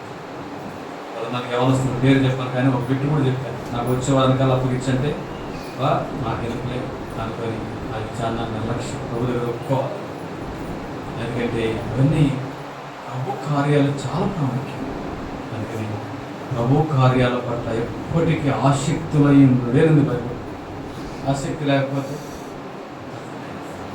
దేవుని ఇంట్లో ఆసక్తి లేకపోతే కంజర్లు ఖాళీగా ఉన్నాయి. ప్రార్థన యవనస్తులు కూడా కాలాలు అనబడతారు. యవనస్తులు పాటలు పాడాలి. యవనస్తులు సాపులు వేయాలి. రాత్రి ప్రార్థనకు దేవుడు సాపులు వేసుకుంటారు. చూసారు నాకు తర్వాత తెలుసు. యవనస్తులు నిజంగా మన యవనస్తుల కొరకన్నా ప్రార్థన చేయండి, ఎప్పుడన్నా సాపులు వేయండి అని చెప్పారు యవనస్తులకు. చెప్పమ్మా ప్రార్థన అన్న ప్రార్థన చేయండి, ఇది మాత్రం చెప్తాం మనం కదా. సరే ఈరోజు ఆదివారం మందిరానికి సాపులు అయిందా, మైకి పెట్టినాందా, మందిరంలో ఏం జరుగుతున్నాయో చూడండా. పెట్టుకోండి. దేవుని పని మనం చేస్తే దేవుడు తన పని మన పని ఆయన చేస్తాడు. ఎప్పుడు మర్చిపోవాలి. అందుకని నాకు ఇచ్చి నాకు నా ద్వారా ప్రతిఫలం పెట్టుకోవాలి. వాక్యం ఉందమ్మా. ఆయనకి ఇవ్వకుండా మనము ఆయన అడగడం కూడా న్యాయం కాదు. నా మాట చుట్టుగానే ఉంది. ఆయనకి ఏమి ఇవ్వకుండా కూర్చొని లేచిపోవడం అది న్యాయం కాదు. మన బిడ్డల విషయంలో ఏదైనా మాట వినకపోతే ఎంత బాధపడతాం. అట్లా దేవుని విషయాల్లో కూడా నువ్వు మందిరానికి వెళ్ళడం ఒకటి, నీవు వాషించిన రీతిలో నీ బిడ్డల్లో చూడాలంటే, నీ వాషించిన రీతిలో నీ సంఘాన్ని చూడాలంటే మొదటిగా నువ్వు రా, బోధించు, చెప్పు. అప్పుడు మాత్రమే దేవుడు చూపిస్తాడు. నువ్వు చేసి చూపించు, అనేకులకు మాదిరిగా ఉంటావు. అందుకని దేవుని ఇంట్లో ఏం జరుగుతున్నాయి, ఏ పని జరుగుతుంది, ఎవరు ఏ పరిస్థితిలో ఉన్నారు, నేను ఏ పరిస్థితిలో ఉండే దేవుని సన్నిధికి చెప్పాలి. ఎందుకంటే ఇవన్నీ ఎందుకు చెప్తున్నానంటే, ప్రభు రాకడ సమీపంగా ఉంది. దేవుని సన్నిధిలో నిలబడి చెప్తున్నాడు. ఆయన వాకిటినే పొంచుకొని ఉన్నాడు. ఆయన హఠాత్తుగా రెప్పపాటున దేవుని ప్రజలను తీసుకెళ్తాడు. అందుకనే రాత్రి మేము ప్రార్థనలో తీసుకువచ్చాం. విజ్ఞాపన రక్షించబడిన దేవుని ప్రజలందరూ కూడా ఎత్తబడరు. ఒకసారి ప్రార్థనలు ఇవి ధ్యానించుకున్నాం. రాత్రి మరొకసారి రిపీట్ చేస్తాం. బక్సింగ్ గారి దగ్గరికి ఒక 10 మంది దైవజనులు ఆ దినాలు వచ్చారు. దేవశోమలో 10 మంది రక్షణ తీసుకొని 10 మంది అశ్రద్ధగా రక్షణ మధ్య పరిస్థితి వచ్చారు. రక్షణ తీసుకున్న వాళ్ళందరూ ఎత్తపడతారంటే ఆయన కూడా లేదు. తప్పకుండా ఎవరు ఎత్తపడతారు అని అంటే, అందుకనే మనకు మాదిరి ఉంది. బుద్ధి కలిగిన వారు ఉన్నారు, బుద్ధి లేని వారు ఉన్నారు. యుగాంతమందు మనకు బుద్ధి కలుగుడికి నిజంగా 10 మంది కన్యకలను పరిశుద్ధాత్మ ఇదిగో 5 మంది బుద్ధి లేని వాళ్ళు మేము ముందున్నారు, 5 మంది బుద్ధి కలిగిన వాళ్ళు మీరు ఉన్నారు. బుద్ధి లేని వాళ్ళు ఏం చేశారు? నిర్లక్ష్యంగా ఉన్నారు, అశ్రద్ధంగా ఉన్నారు, స్థితిలో నూనె లేకుండా అర్థం చూడొచ్చులే అనుకొని చేయొచ్చులే అనుకొని అశ్రద్ధంగా ఉన్నారు. పెళ్లి కుమారుడు రాలే వచ్చారు. వారు ఎత్తుకున్నారు. కానీ విశ్వాస జీవితం అనేది జయ జీవితముతో కూడింది. విశ్వాస జీవితం అనేది పోరాటముతో కూడింది. విశ్వాస జీవితం అనేది పట్టుదలతో కూడింది. విశ్వాస జీవితం అనేది పౌరుషంగా ప్రభు కొరకు సాగిపోవాలి. అంతేగాని రక్షణ తీసుకున్నా లేక పర్వాలేదులే అక్కడ దాకా వెళ్తామంటే కూడా ఎలా ఉంటామంటే, ఆ జాబితా 5 మంది మీ ఫ్రెండ్స్ ఉన్నారు, వాళ్ళు కనిపెట్టుకున్నారు మీ కొరకు, ఆ జాబితాలో దయచేసి ఉండిపోకండి. అందుకనే ప్రకటనలో మాట రాత్రి జరిగారు, జయించువాడు జయించువాడు జయించు అని ప్రతి 7 సంఘాలకు ప్రతి సంఘానికి రాస్తున్నాడు. మనము ప్రతిదీ మనము జయించకపోతే, విశ్వాస జీవితంలో జయ జీవితంతో మనం ముందుకు సాగలేకపోతే అపజయపాలి. అందుకని పౌలు ఏమంటాడు, మంచి పోరాటము నేను పోరాడి తిని, నా పరుగు కడ ముట్టించి తిని, విశ్వాసమును కాపాడుకుంటుని, విశ్వాసమును కాపాడుకుంటుని. కాపాడుకున్న తర్వాత ఏమంటాడు అన్నమాట, చూడమాట ఎక్కడుంది? తిమోతికి రాసిన 2వ పత్రిక అనుకుంటాడు. 2వ తిమోతి పత్రికలో మనకు తెలిసిన మాట ఇది. వాటి బాగా మనకు బాగా పరిచయం ఏంది, చదవండి. ఏప్రిల్ 4వ అధ్యాయము 7వ వచనం. మంచి పోరాటము పోరాడితిని, నా పరుగు కడముట్టించుకుని, విశ్వాసమును కాపాడుకుంటుని, నా కొరకు ఆ దినమందు నీతిగల న్యాయాధిపతి అయిన ప్రభువు అది నాకు మాత్రమే కాదు, ఎవరంటే ఆయన రాకడను అపేక్షించి తన ప్రత్యక్షతను అంటే ఆశతో ఎదురు చూసి కనిపెట్టుకొని ఉండే వారి కొరకే, అపేక్షించి వారందరికీ ఆయన అనుగ్రహించి. ప్రియమైన సహోదరుడా సహోదరి, ప్రభు వల్ల ధైర్యం మనం జ్ఞాపకం చేసుకోవాల్సిన విషయం ఏంటంటే, విశ్వాస జీవితం అనేది జయ జీవితంతో పోరాటంతో కూడి విశ్వాస యాత్రలు మనం కొనసాగుతున్నప్పుడు అనేకమైన పోరాటాలు. శరీరం కొన్నిసార్లు ఒప్పుకోదు, కొన్నిసార్లు పరిస్థితులు, కొన్నిసార్లు ఇబ్బందులు, కొన్నిసార్లు కుటుంబము, ఇవన్నీ నిజంగా కొన్నిసార్లు అభ్యంతరం, ఆటంకం కలిగి ఏది కూడా నిజంగా పరిస్థితి. రాత్రి వర్షం వచ్చింది, ఎవరు అభ్యంతరమే.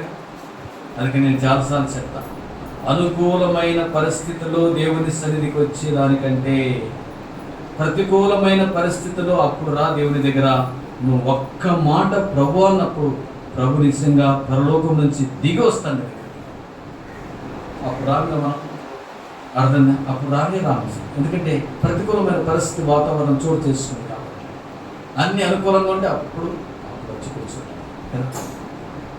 దేవుడు నిజంగా అది కాదు, కానీ ప్రతికూలమైన పరిస్థితుల్లో దేవుని సన్నిధికి వచ్చినప్పుడు ఏమంటాడు ఆమెతో, కనాను స్థితితో, అమ్మా నీ విశ్వాసము ఎంత గొప్పదమ్మా. ఏ పరిస్థితి నుంచి నిజంగా నువ్వు దేవుని సన్నిధికి వచ్చావో నాకు తెలుసమ్మా. ఏ పరిస్థితుల్లో ప్రభు దగ్గర మొరపెడుతున్నావో నాకు తెలుసమ్మా. ఏ పరిస్థితుల్లో ప్రభు యందు విశ్వాసంతో ఆయన దగ్గరికి వచ్చావో నాకు తెలుసు. నీ విశ్వాసము గొప్పది, నువ్వు కోరుకున్నట్టుగా నీకు ఇస్తాను పొమ్మా. దానికి మనం ఏం చేస్తాం? భిన్నంగా. దానికి మనం భిన్నంగా పోరాడుతున్నాం. మనకైతే అనుకూలంగా ఉన్నప్పుడు వస్తాం, కానీ ప్రతికూలం. అందుకని విశ్వాస జీవితం అనేది పోరాటంతో కూడిందండి. విశ్వాస జీవితం అనేది కనిపెట్టుకోవాలి. అందుకని అబ్రహాం ఏం చేశాడు? పునాదులు గల పట్టణము కొరకు ఏం చేశాడు? ఎదురు చూశాడు. చదువుతున్న మాట ఎక్కడ ఉందన్నమాట చెప్పగలరు? హెబ్రీలకు రాసిన పత్రిక 11వ అధ్యాయంలో మాట. హెబ్రీ పత్రిక 11వ అధ్యాయం. హెబ్రీ పత్రిక 11వ అధ్యాయము 10-11 వచ్చిన 11వ అధ్యాయం 10-11. దేవుడు దేనికి శిల్పియు నిర్మాణకుడునై ఉన్నాడు. పునాదులు గల పట్టణము కొరకు ఎదురు చూచుచుండెను. గుర్తుపెట్టుకోవాలి, ఎదురు చూచే వారి కొరకే ఆయన ప్రత్యక్షత. ఎదురు చూసేవారు మాత్రమే ఎత్తబడతారు. ఎదురు చూడమంటే ప్రార్థనలు ఎదురు చూడాలి, పరిచర్యలు ఎదురు చూడాలి, అర్థంగా వారి కార్యక్రమాలు ఎదురు చూడాలి. అన్నిట్లో ఎదురు చూసే వారికే నిజంగా వారు మాత్రమే. అబ్రహాము అంత గొప్ప ధనవంతుడు, భౌతికంగా చూస్తే అంత గొప్ప బిజీ షెడ్యూల్ కలిగినటువంటి వాడు. అలాంటి అబ్రహాము నిజంగా భూమి మీద నేను పరదేశినయ్యా, యాత్రికుడినయ్యా అని పునాదులు గల ఆ పట్టణం కొరకు అబ్రహాం ఏం చేశాడంట? ఎదురు చూసా. మనం ఏం చేస్తాం? ఎదురు చూస్తున్నామా? మనం ఎదురు చూస్తే తప్పకుండా దేవుని కార్యాలు ఎప్పటికీ అసలు. దేవుడు దేనికి శిల్పి నిర్మాణకుడినై ఉన్నాడు? పునాదులు గల పట్టణం కొరకు అబ్రహాము ఎదురు చూసుచుండెను. మన జీవితంలో కూడా ఎదురు చూసేటువంటి వారముగా, కనిపెట్టుకొని ఉండేటువంటి వారముగా మనం. అందుకనే అంటాడు, ఎక్కడుందన్నమాట, కనిపెట్టుకొని ఉండేవారుగా. చూడమాట 16 వచ్చిన చదువు ఉంటుంది. అయితే వారు మన శ్రేష్టమైన దేశమును అనగా పరలోక సంబంధమైన దేశమును కోరుచున్నారు. చేత తాను వారి దేవుడిని అనిపించుకుంటారు. దేవుడు వారిని సిగ్గుపడడు. ఏలనగా సిద్ధపరిచి ఉన్నాడు వారి కొరకు ఒక పట్టణం. ఎవరికి? వారంటే ఎవరు?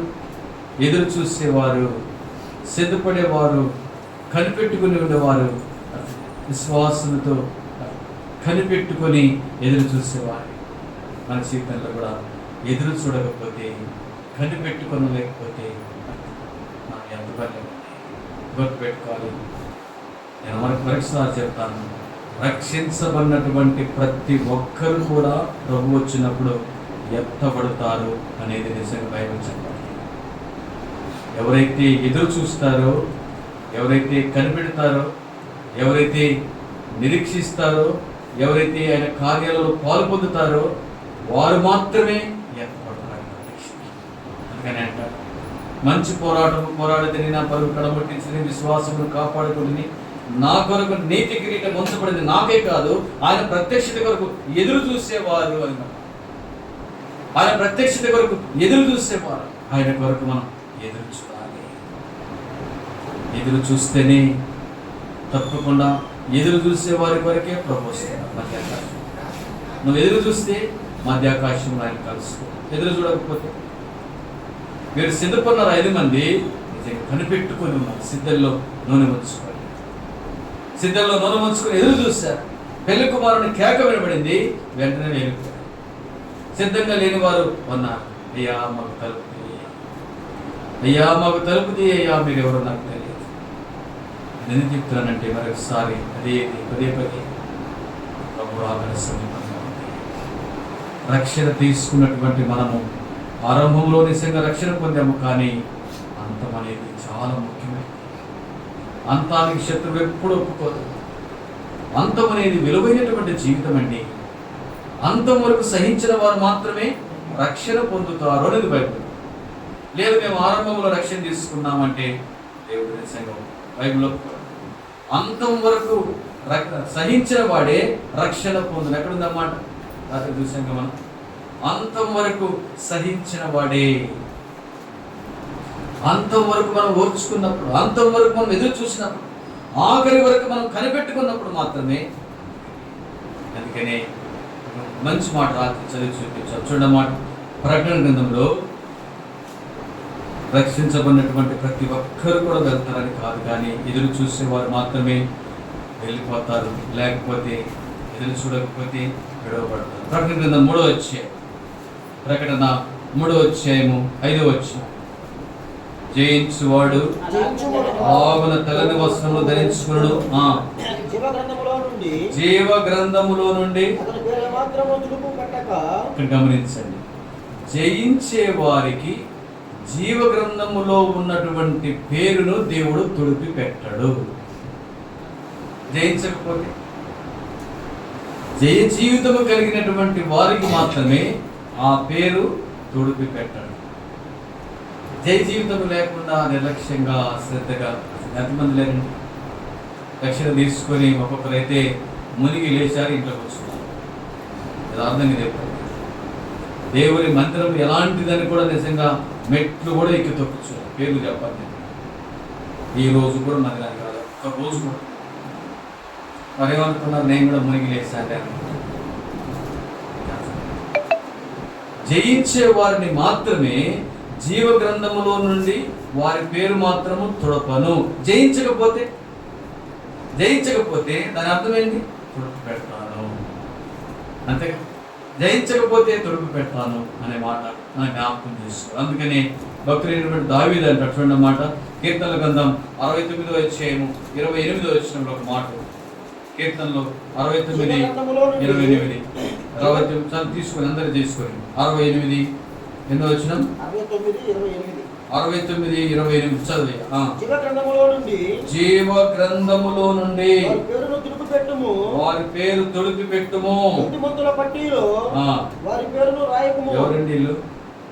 చెప్పాలి, మీరే చెప్పాలి. వాళ్ళను పాలు పొందుతున్నటువంటి నిజంగా ఎంతమంది పాలు పొందుతున్నారో నాకు తెలియదు కదా. ఎంతమంది బలలో పాలు పొందుతున్నారో నిజంగా కొద్దిమంది. ఆఖరికి దేవుడు అర్థంగా తూర్పారబడితే అర్థంగా గోధుమలు గురుగులు అన్ని కళ్ళంలోకి వస్తాయి. ఆఖరికి ప్రభు అక్కడ దినాల్లో తూర్పారబడితే అర్థంగా కట్టి గింజలు అయితే నిలబడతాయి, అర్థంగా తాలి గింజలు అయితే కొట్టుకుని వెళ్ళిపోతాయి. అతి దినాల్లో మనం తాలి గింజలంగా మనం ఉండకూడదు, కానీ దేవుడు మెచ్చేటువంటి భక్తి, దేవుడు కోరుకున్న భక్తి, దేవుడు ఆశించిన విశ్వాస జీవితంలో మనం కొనసాగాలి.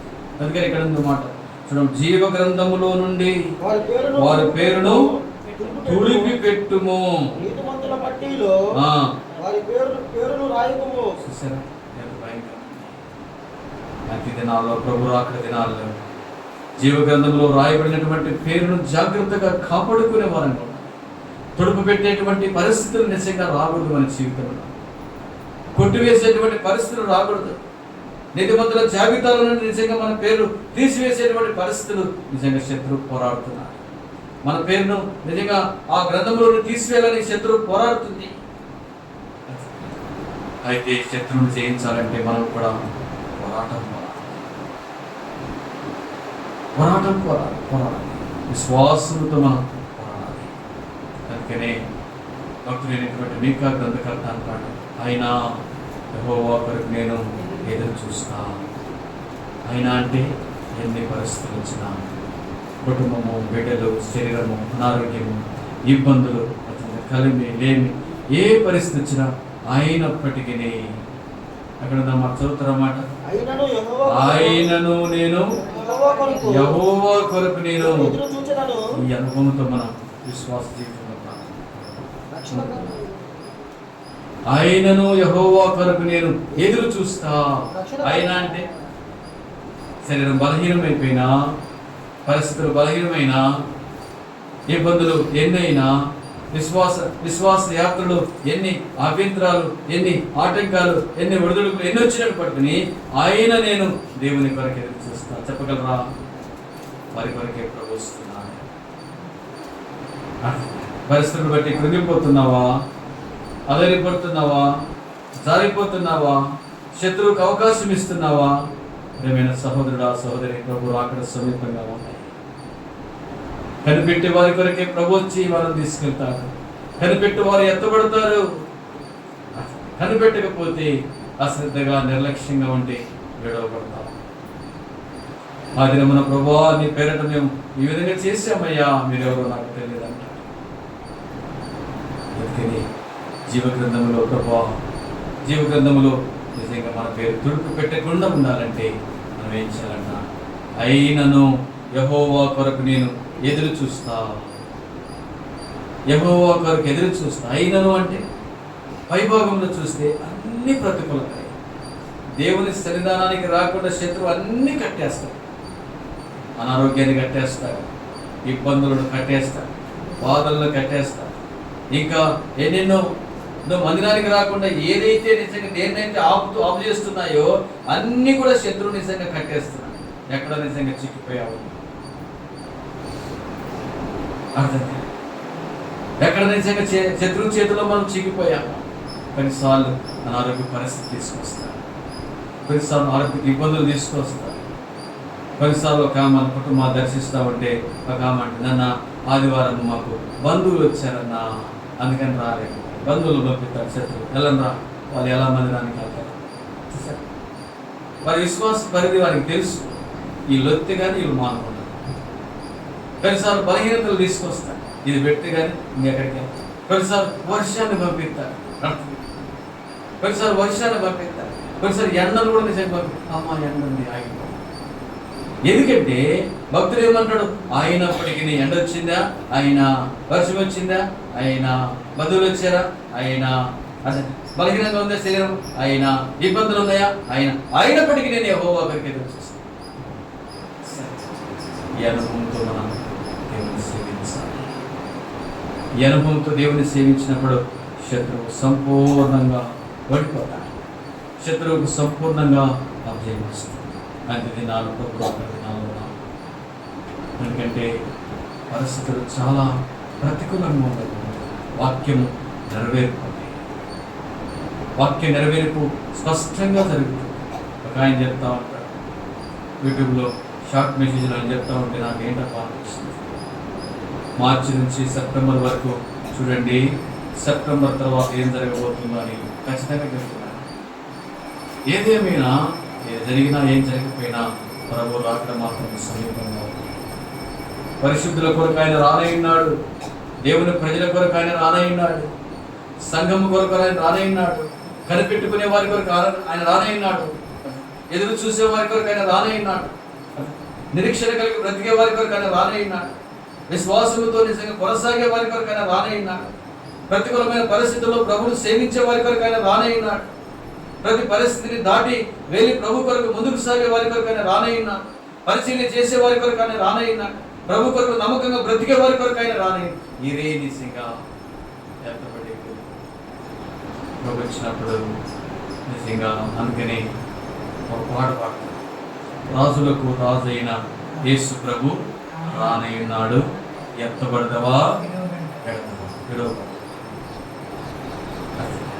రాజులకు రాజైన ప్రభు మధ్యాకాశానికి రానయ్యున్నాడు, నువ్వు ఎత్తబడతావా విడవబడతావా. ఏమైనా సహోదరుడా, సోదరి, విడవబడితే ఎంత భయంకరం ఉంటుంది. ప్రలాపించి గుండెలు బాదుకొని ఏడ్చి మొత్తుకున్నా ఎవరు కూడా అది నన్ను రక్షించారు. భయంకరమైనటువంటి శ్రమలు తెలిసి వస్తారు. ఇప్పుడు క్రీస్తు యేసునందున్న వారికి ఏ శిక్ష లేదు. దేవునిలో నమ్మకంగా కనిపెట్టుకొని ఎదురు చూస్తే ప్రభు వచ్చినప్పుడు పరిశుద్ధులతో సింహం మధ్యాకాశాన్ని మధ్యాహ్నకాల సమయంలో ప్రభు బలాలు సమీపించుకుని ప్రభు త్వరగా వస్తున్నాడు. ఆయన రాకడ శీఘ్రముగా ఉంది. ఆయన త్వరగా నిజంగా వస్తున్నాడు. జాగ్రత్తగా ఆయన రాకడ కొరకు కనిపెట్టుకుందాం. విశ్వాసంలో పోరాడు. అందుకని విశ్వాస యాత్ర అనేది పోరాటము, పరుగు పంద్యాన్ని చూపిస్తుంది. పరుగు పందెంలో ఉన్నప్పుడు రాత్రి కూడా మన జ్ఞాపకం చేసి, పరుగు పందెంలో ఉన్నప్పుడు 10 మంది రన్నింగ్ రేస్ పెడతా ఉంటారు. 10 మంది స్టార్ట్ అయిన వెంటనే 10 మంది గురి ఎద్దుకు పరిగెత్తడానికి పరిగెడతా ఉంటారు. 10 మంది వెనక ఉంటారు, 10 మంది మధ్యన ఉంటారు, 10 మంది ముందు వెళ్తారు, 10 మంది ప్రక్కన ఉంటారు. అందరి గురి ఏంటంటే నేను ముందు వెళ్ళాలి, నేను వెళ్ళాలి, నా పరుగును కడముట్టించుకోవాలి, ఆ గురి దగ్గరికి నేను వెళ్ళాలని అందరూ పరిగెడతా ఉంటారు. మనం పరిగెడతా వెనక చాలా వెనక ఉన్నాడని వెనక్కి చూస్తామా, పక్కకి చూస్తే మన పరుగు ఆగిపోతాం. 10 మంది అదే చేస్తారు. ఆ ఎక్కొస్తే ఎక్కరాదు, ఎందుకంటే అర్థమే ఆ ఎక్కొస్తే ఎక్కరాదు, ఈ ఆయన వస్తే ఎన్నరాదు. ఆ ఎక్కొస్తే నీ ఎక్కువ వస్తుంది కానీ అర్థం, ఎందుకంటే తోడు అంట, మీరు కాదు, మీరు వస్తారు అంటారు 10 మంది. విశ్వాస యాత్ర అనేది అర్థం, మన మట్టుకు మనం కాపాడుకోవాలి. నీ మట్టుకు నువ్వు విశ్వాస పరుగు కొనసాగించాలి కానీ ప్రకోలను చూసుకొని విశ్వాస పరుగు ఆగిపోయేది కాదు. వారి వైపు ఈ వైపు చూసి నిజంగా మనం ముందుకు వెళ్ళకూడదు, కానీ దేవుని వైపు చూస్తూ మన పరుగు పందెములు ముందుకు వెళ్ళాలి. అది నాన్న భర్త లేదు, భార్య లేదు, పిల్లలు, ఎవరి ఆత్మకు వారి ఉత్తరవాది లేదు. మన పరుగు పందెములు మనం ఎవరి వైపు చూడకుండా దేవుని వైపు మనం చూస్తూ విశ్వాస యాత్ర మనం కొనసాగించాలి. దేవుని వైపు చూస్తేనే మనం విశ్వాస యాత్రలో మనం ముందుకు వెళ్తాం, లేకపోతే వాళ్ళకి వెళ్ళిపోతాం. అందుకని ఎవరి వైపు చూడకుండా, అందుకని నేను చెప్తాను, తల్లి గర్భంలో వచ్చినప్పుడు ఒంటరిగా వచ్చాము, ఒంటరిగా వెళ్ళిపోవాలి. ఇద్దరు కలిసి రాలేదుగా, ఇద్దరు కలిసి వెళ్ళలేరు కదా, ఒంటరిగా వచ్చాము. నీ ఆత్మకు నీవి ప్రతి వాడు తన వరుసలో నిలబడాలి. ప్రభు కొరకు మనం సిద్ధపడాలి, ఆయన రాజ్యం కొరకు మనం సిద్ధపడాలి. అందుకని నా తలపు ఏంటంటే ప్రభు బలాన్ని సమీపించుకున్నది ఒకటి జ్ఞాపకం చేసి, విశ్వాస జీవితం అనేది పోరాటంతో కూడింది. విశ్వాస జీవితం అనేది జయ జీవితంతో కూడింది. మనము పందెంలో ఉన్నాము, పోరాటంలో ఉన్నాము. మన పరుగు పందాన్ని ఆపాలని శత్రువు అనేక రకాలుగా పోరాడుతున్నారు. అయితే మన గురి మన దేవుడే. ఆయన వైపు చూస్తూ మనం గురిని మనం కొనసాగించాలి. అటు ఇటు చూస్తే నిజంగా మనం మునిగిపోతాం. పేతురు దేవుని వైపు చూసినంత వరకు సముద్రంలో నడిచాడు, అటు ఇటు చూశాడు, మునిగిపోయాడు. అలా కాకుండా దేవుని వైపు చూద్దాం, విశ్వాసముతో మన పరుగు పందెములు కలుగుతాం. ఆయన రాకడ శీఘ్రముగా రానయింది. ఆయన త్వరగా వస్తున్నాడు కాబట్టి అశ్రద్ధగా జీవించే దినాలు కాదండి, నిర్లక్ష్యంగా జీవించే దినాలు కాదండి, నిద్రపోయే జీవితాలు కాదండి. అందుకని మెలకువగా ఉండండి, జాగ్రత్తగా ఉండండి, మెలకువగా ఉండండి, జాగ్రత్తగా ఉండండి. ఆ దినము ఎప్పుడు వస్తుందో మీకు తెలియదు. నోవాహు కాలంలో కూడా నోవాహు చెప్పాడు, జాగ్రత్త జాగ్రత్త. ఆ దినాలు జనాలు ఏం చేశారు? తింటున్నారు, తాగుతున్నారు, పెళ్ళిళ్ళు చేసుకుంటున్నారు, ఇల్లు కట్టుకుంటున్నారు, వారి పనులు వాళ్ళు చూసుకుంటారు. హఠాత్తుగా వచ్చింది జలప్రలయం వచ్చింది, అందరూ మునిగిపోయి. అందుకని నోవాహు దినాలు ఎలా ఉన్నాయో ఈ దినాలు కూడా అట్లే ఉన్నాయి. అర్థంగా భక్తి అంటే అంతుపడదు. తినడము, తాగడము, సంపాదించుకోవడము, మిగిల్చుకోవడము, ఇదే భక్తి అన్న మందిరానికంటే ఎడబలుతుందన్న చాలా బిజీ. ఎందుకంటే వాస్తవంగా చెప్పాలంటే నీ మట్టుకు నీ రక్షణను కాపాడుకునే దినాలు, నా మట్టుకు నేను కాపాడుకునే దినాలు. సంఘం హెచ్చరిస్తుంది, జాగ్రత్త పిల్లారా, జాగ్రత్త అమ్మ, జాగ్రత్త అయ్యా అని సంఘం హెచ్చరిస్తుంది. ఎవరి ప్రజలంగా ఈ హెచ్చరికకు మనం లోబడి మనం జాగ్రత్తగా విశ్వాస జీవితంలో కాపాడుకోవాలి. అందుకని మంచి పోరాటం నేను పోరాడితిని, నా పరుగు కడముట్టించి తిని విశ్వాసాన్ని కాపాడుకో. మన విశ్వాసం కాపాడుకో, మన విశ్వాసాన్ని కాపాడుకునే దానిపైకి దేవుడు సంఘాన్ని ఇచ్చాడు, వాక్యాన్ని ఇచ్చాడు, పరిశుద్ధుల గుంపులు ఇచ్చాడు, ప్రార్థించే గుంపులు ఇచ్చాడు. దేవుడి ప్రజలతో కలిసి ఎత్తబడే గుంపులోనికి మనం చేర్చబడి ఆయన రాజ్యం వరకు ఎత్తబడి ప్రజలుగా ప్రభు మనల్ని సిద్ధపరచుకున్నారు. ప్రార్థించండి, ప్రార్థన చేసుకో. ఒక నిమిషం మనం పరీక్షించుకోవాలి. నేను అక్కడ శీఘ్రంగా ఉంది, త్వరగా వస్తున్నాడు. ప్రియమైన సహోదరుడా, సహోదరి, అశ్రద్ధగా జీవించే దినాలు కాదు. సాతానుడు గాలిస్తున్నాడు, సాతాను యొక్క గాలింపులు అనేకులు పట్టకపోయారు. ఇప్పటికీ నీవు నేను అలా ఉండకూడదని మధ్యాహ్న కాల సమయంలో ప్రభు హెచ్చరిస్తున్నాను. దేవా, పరిస్థితులు భయంకరంగా ఉన్నాయి తండ్రి. పరిస్థితులు నిజంగా శత్రువు తనకు సమయం కొద్దిగా ఉందని నిజంగా విశ్వాసాన్ని గాలిస్తున్నాడు తండ్రి. మీరు ఆశించిన రీతిలో మిమ్మల్ని సేవించడానికి మాకు నేర్పించు. మంచి పోరాడుతూ ఏ జీవితంతో మిమ్మల్ని సేవించే ప్రజలుగా ఒక దినాన మీ పిలుపునందుకొని ఇంకా నిర్లక్ష్యము, అశ్రద్ధ వీని విడిచిపెట్టేటువంటి ఇలాంటి బుద్ధి నుంచి అంటారు. వీని లోబడి వాక్యానుసారంగా బ్రతకడానికి మాకు నేర్పించని మనం పరీక్షించుకున్నాం. పరీక్షించుకోగా ప్రభు మాకు వచ్చిన మార్గం కట్టుబడులక సంఘముతో కలిసి ఎవరు ప్రార్థన చేస్తారో ఒక రోజుల్లో ఒకరితో మాట్లాడుతారు. ఈ వచ్చిన పాడదాం మనం.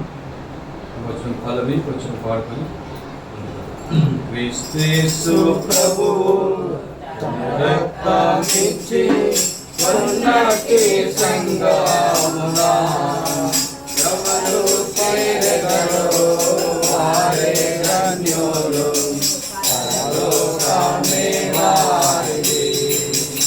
ఎవరు చేరెదరో వారే ధన్యులు, పరలోకమే వారిది. ఒట్టు వదలాక సంగముతో కూడి ఎవరు సాధించేదారో, ఒట్టు వదలాక సంగముతో కూడి ఎవరు సాధించేదారో.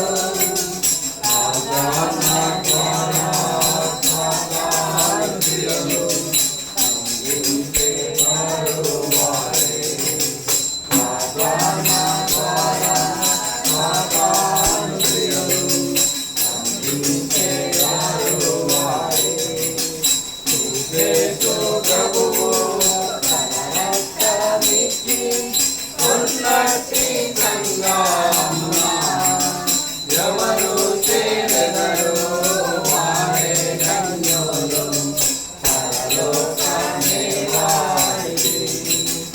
ఎవరు చేరెదరో వారే ధన్యులు, పరలోకమే వారిది. దగ్గరగా నేర్చుకోవడానికి ప్రయత్నించండి. వారి కార్యక్రమాలను ఆలోచన చేసుకుందాం. ప్రభుత్వమైతే వారి కార్యక్రమాలు యథావిధిగా ఉంటాయి.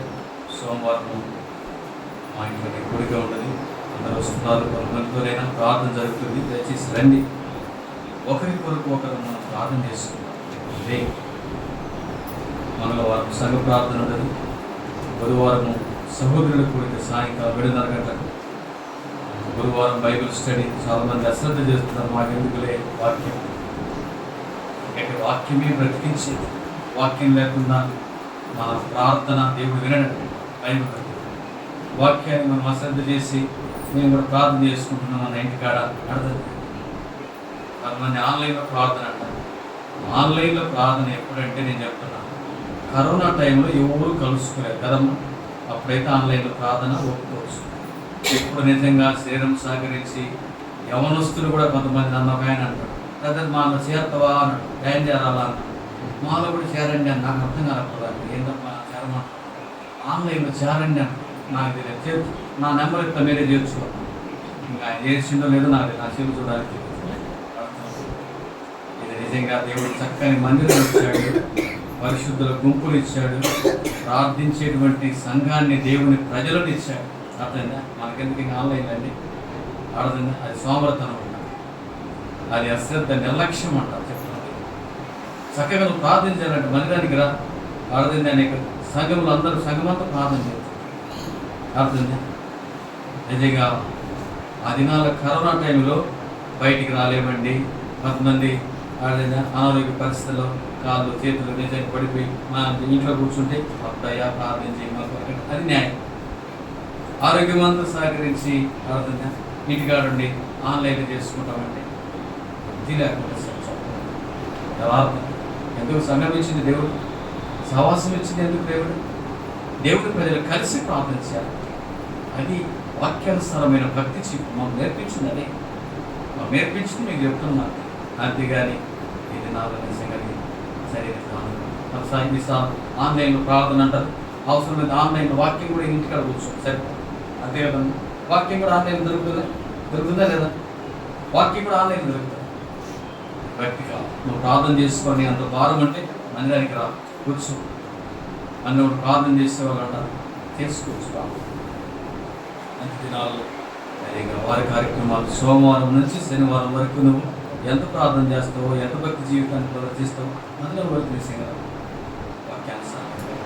శుక్రవారం ఉపవాస ప్రార్థన అంటది, శనివారం విజ్ఞాపన రెండు ప్రార్థన చేసుకుందాం.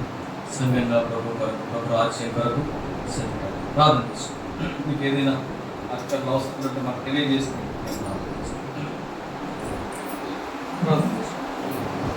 దేవ మంది మా తండ్రి స్తోత్రాలు అనుగ్రహించిన దయచేసి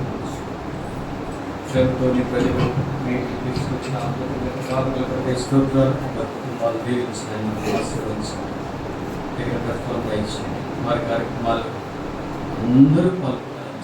ఎవరు కూడా బుద్ధి లేని వారిని స్నేహం చేసుకొని విశ్వాసాన్ని కొనసాగించే వారు కాకుండా బుద్ధి కలిగిన గుంపులో చేరి దేవా ఎత్తబడే వారిగా సహాయించి. రెండు గుంపులు ఉన్నాయ్యా సంఘంలో. బుద్ధి లేని వాళ్ళు ఉన్నారు, బుద్ధి కలిగిన వాళ్ళు ఉన్నారు. బుద్ధి కలిగిన వారు అందరూ వస్తున్నారు ప్రతి వారి కార్యక్రమాలు. బుద్ధి లేని వారు ఆగిపోతున్నారు. బుద్ధి లేని వారి గుంపులో ఉండకుండా నన్ను రక్షించు ప్రభు అని దేవా ప్రార్థించి అటు దుస్థితి నుంచి తప్పించబడి ప్రార్థించి గుంపులోనికి చేరి ఎత్తబడే ప్రజలుగా అందరినీ సిద్ధపరిచి సహాయం చేయమని ప్రార్థిస్తాను. ఒకసారి రాష్ట్ర సంతోషము గారి జ్ఞాపకం చేసుకునైనా పరిపూర్ణమైన ఆరికి దయచి బలపరిచి సాయించి అవిడ కూడా ప్రయాణంలో ఉందిన తండ్రి. అప్పుడు మీరే తోడుగా ఉండి చక్కని సీటు దయచేసి ఈ రాత్రి ప్రయాణము రేపు ఉదయకాలం 10 గంటలకు నా తండ్రి గమ్యస్థానం చేరుకుండగా ఆమె ప్రయాణం అంతట్లో తోడుగా ఉండే మహిమ యేసుక్రీస్తు పరిశుద్ధ నామమున స్తుతించి ప్రార్థించి వేడుచున్నాము తండ్రి, ఆమేన్. మన తండ్రి అయిన దేవుని ప్రేమ, కుమారుడైన యేసుక్రీస్తు వారి కృప, పరిశుద్ధాత్మని కన్యని సహవాసం చేరి వచ్చిన మనకు ఆయన నెమ్మది పెట్టు. ఆయన కృప సదాకాలము తోడయండి నడిపించునుగాక. ఆమేన్. అందరికీ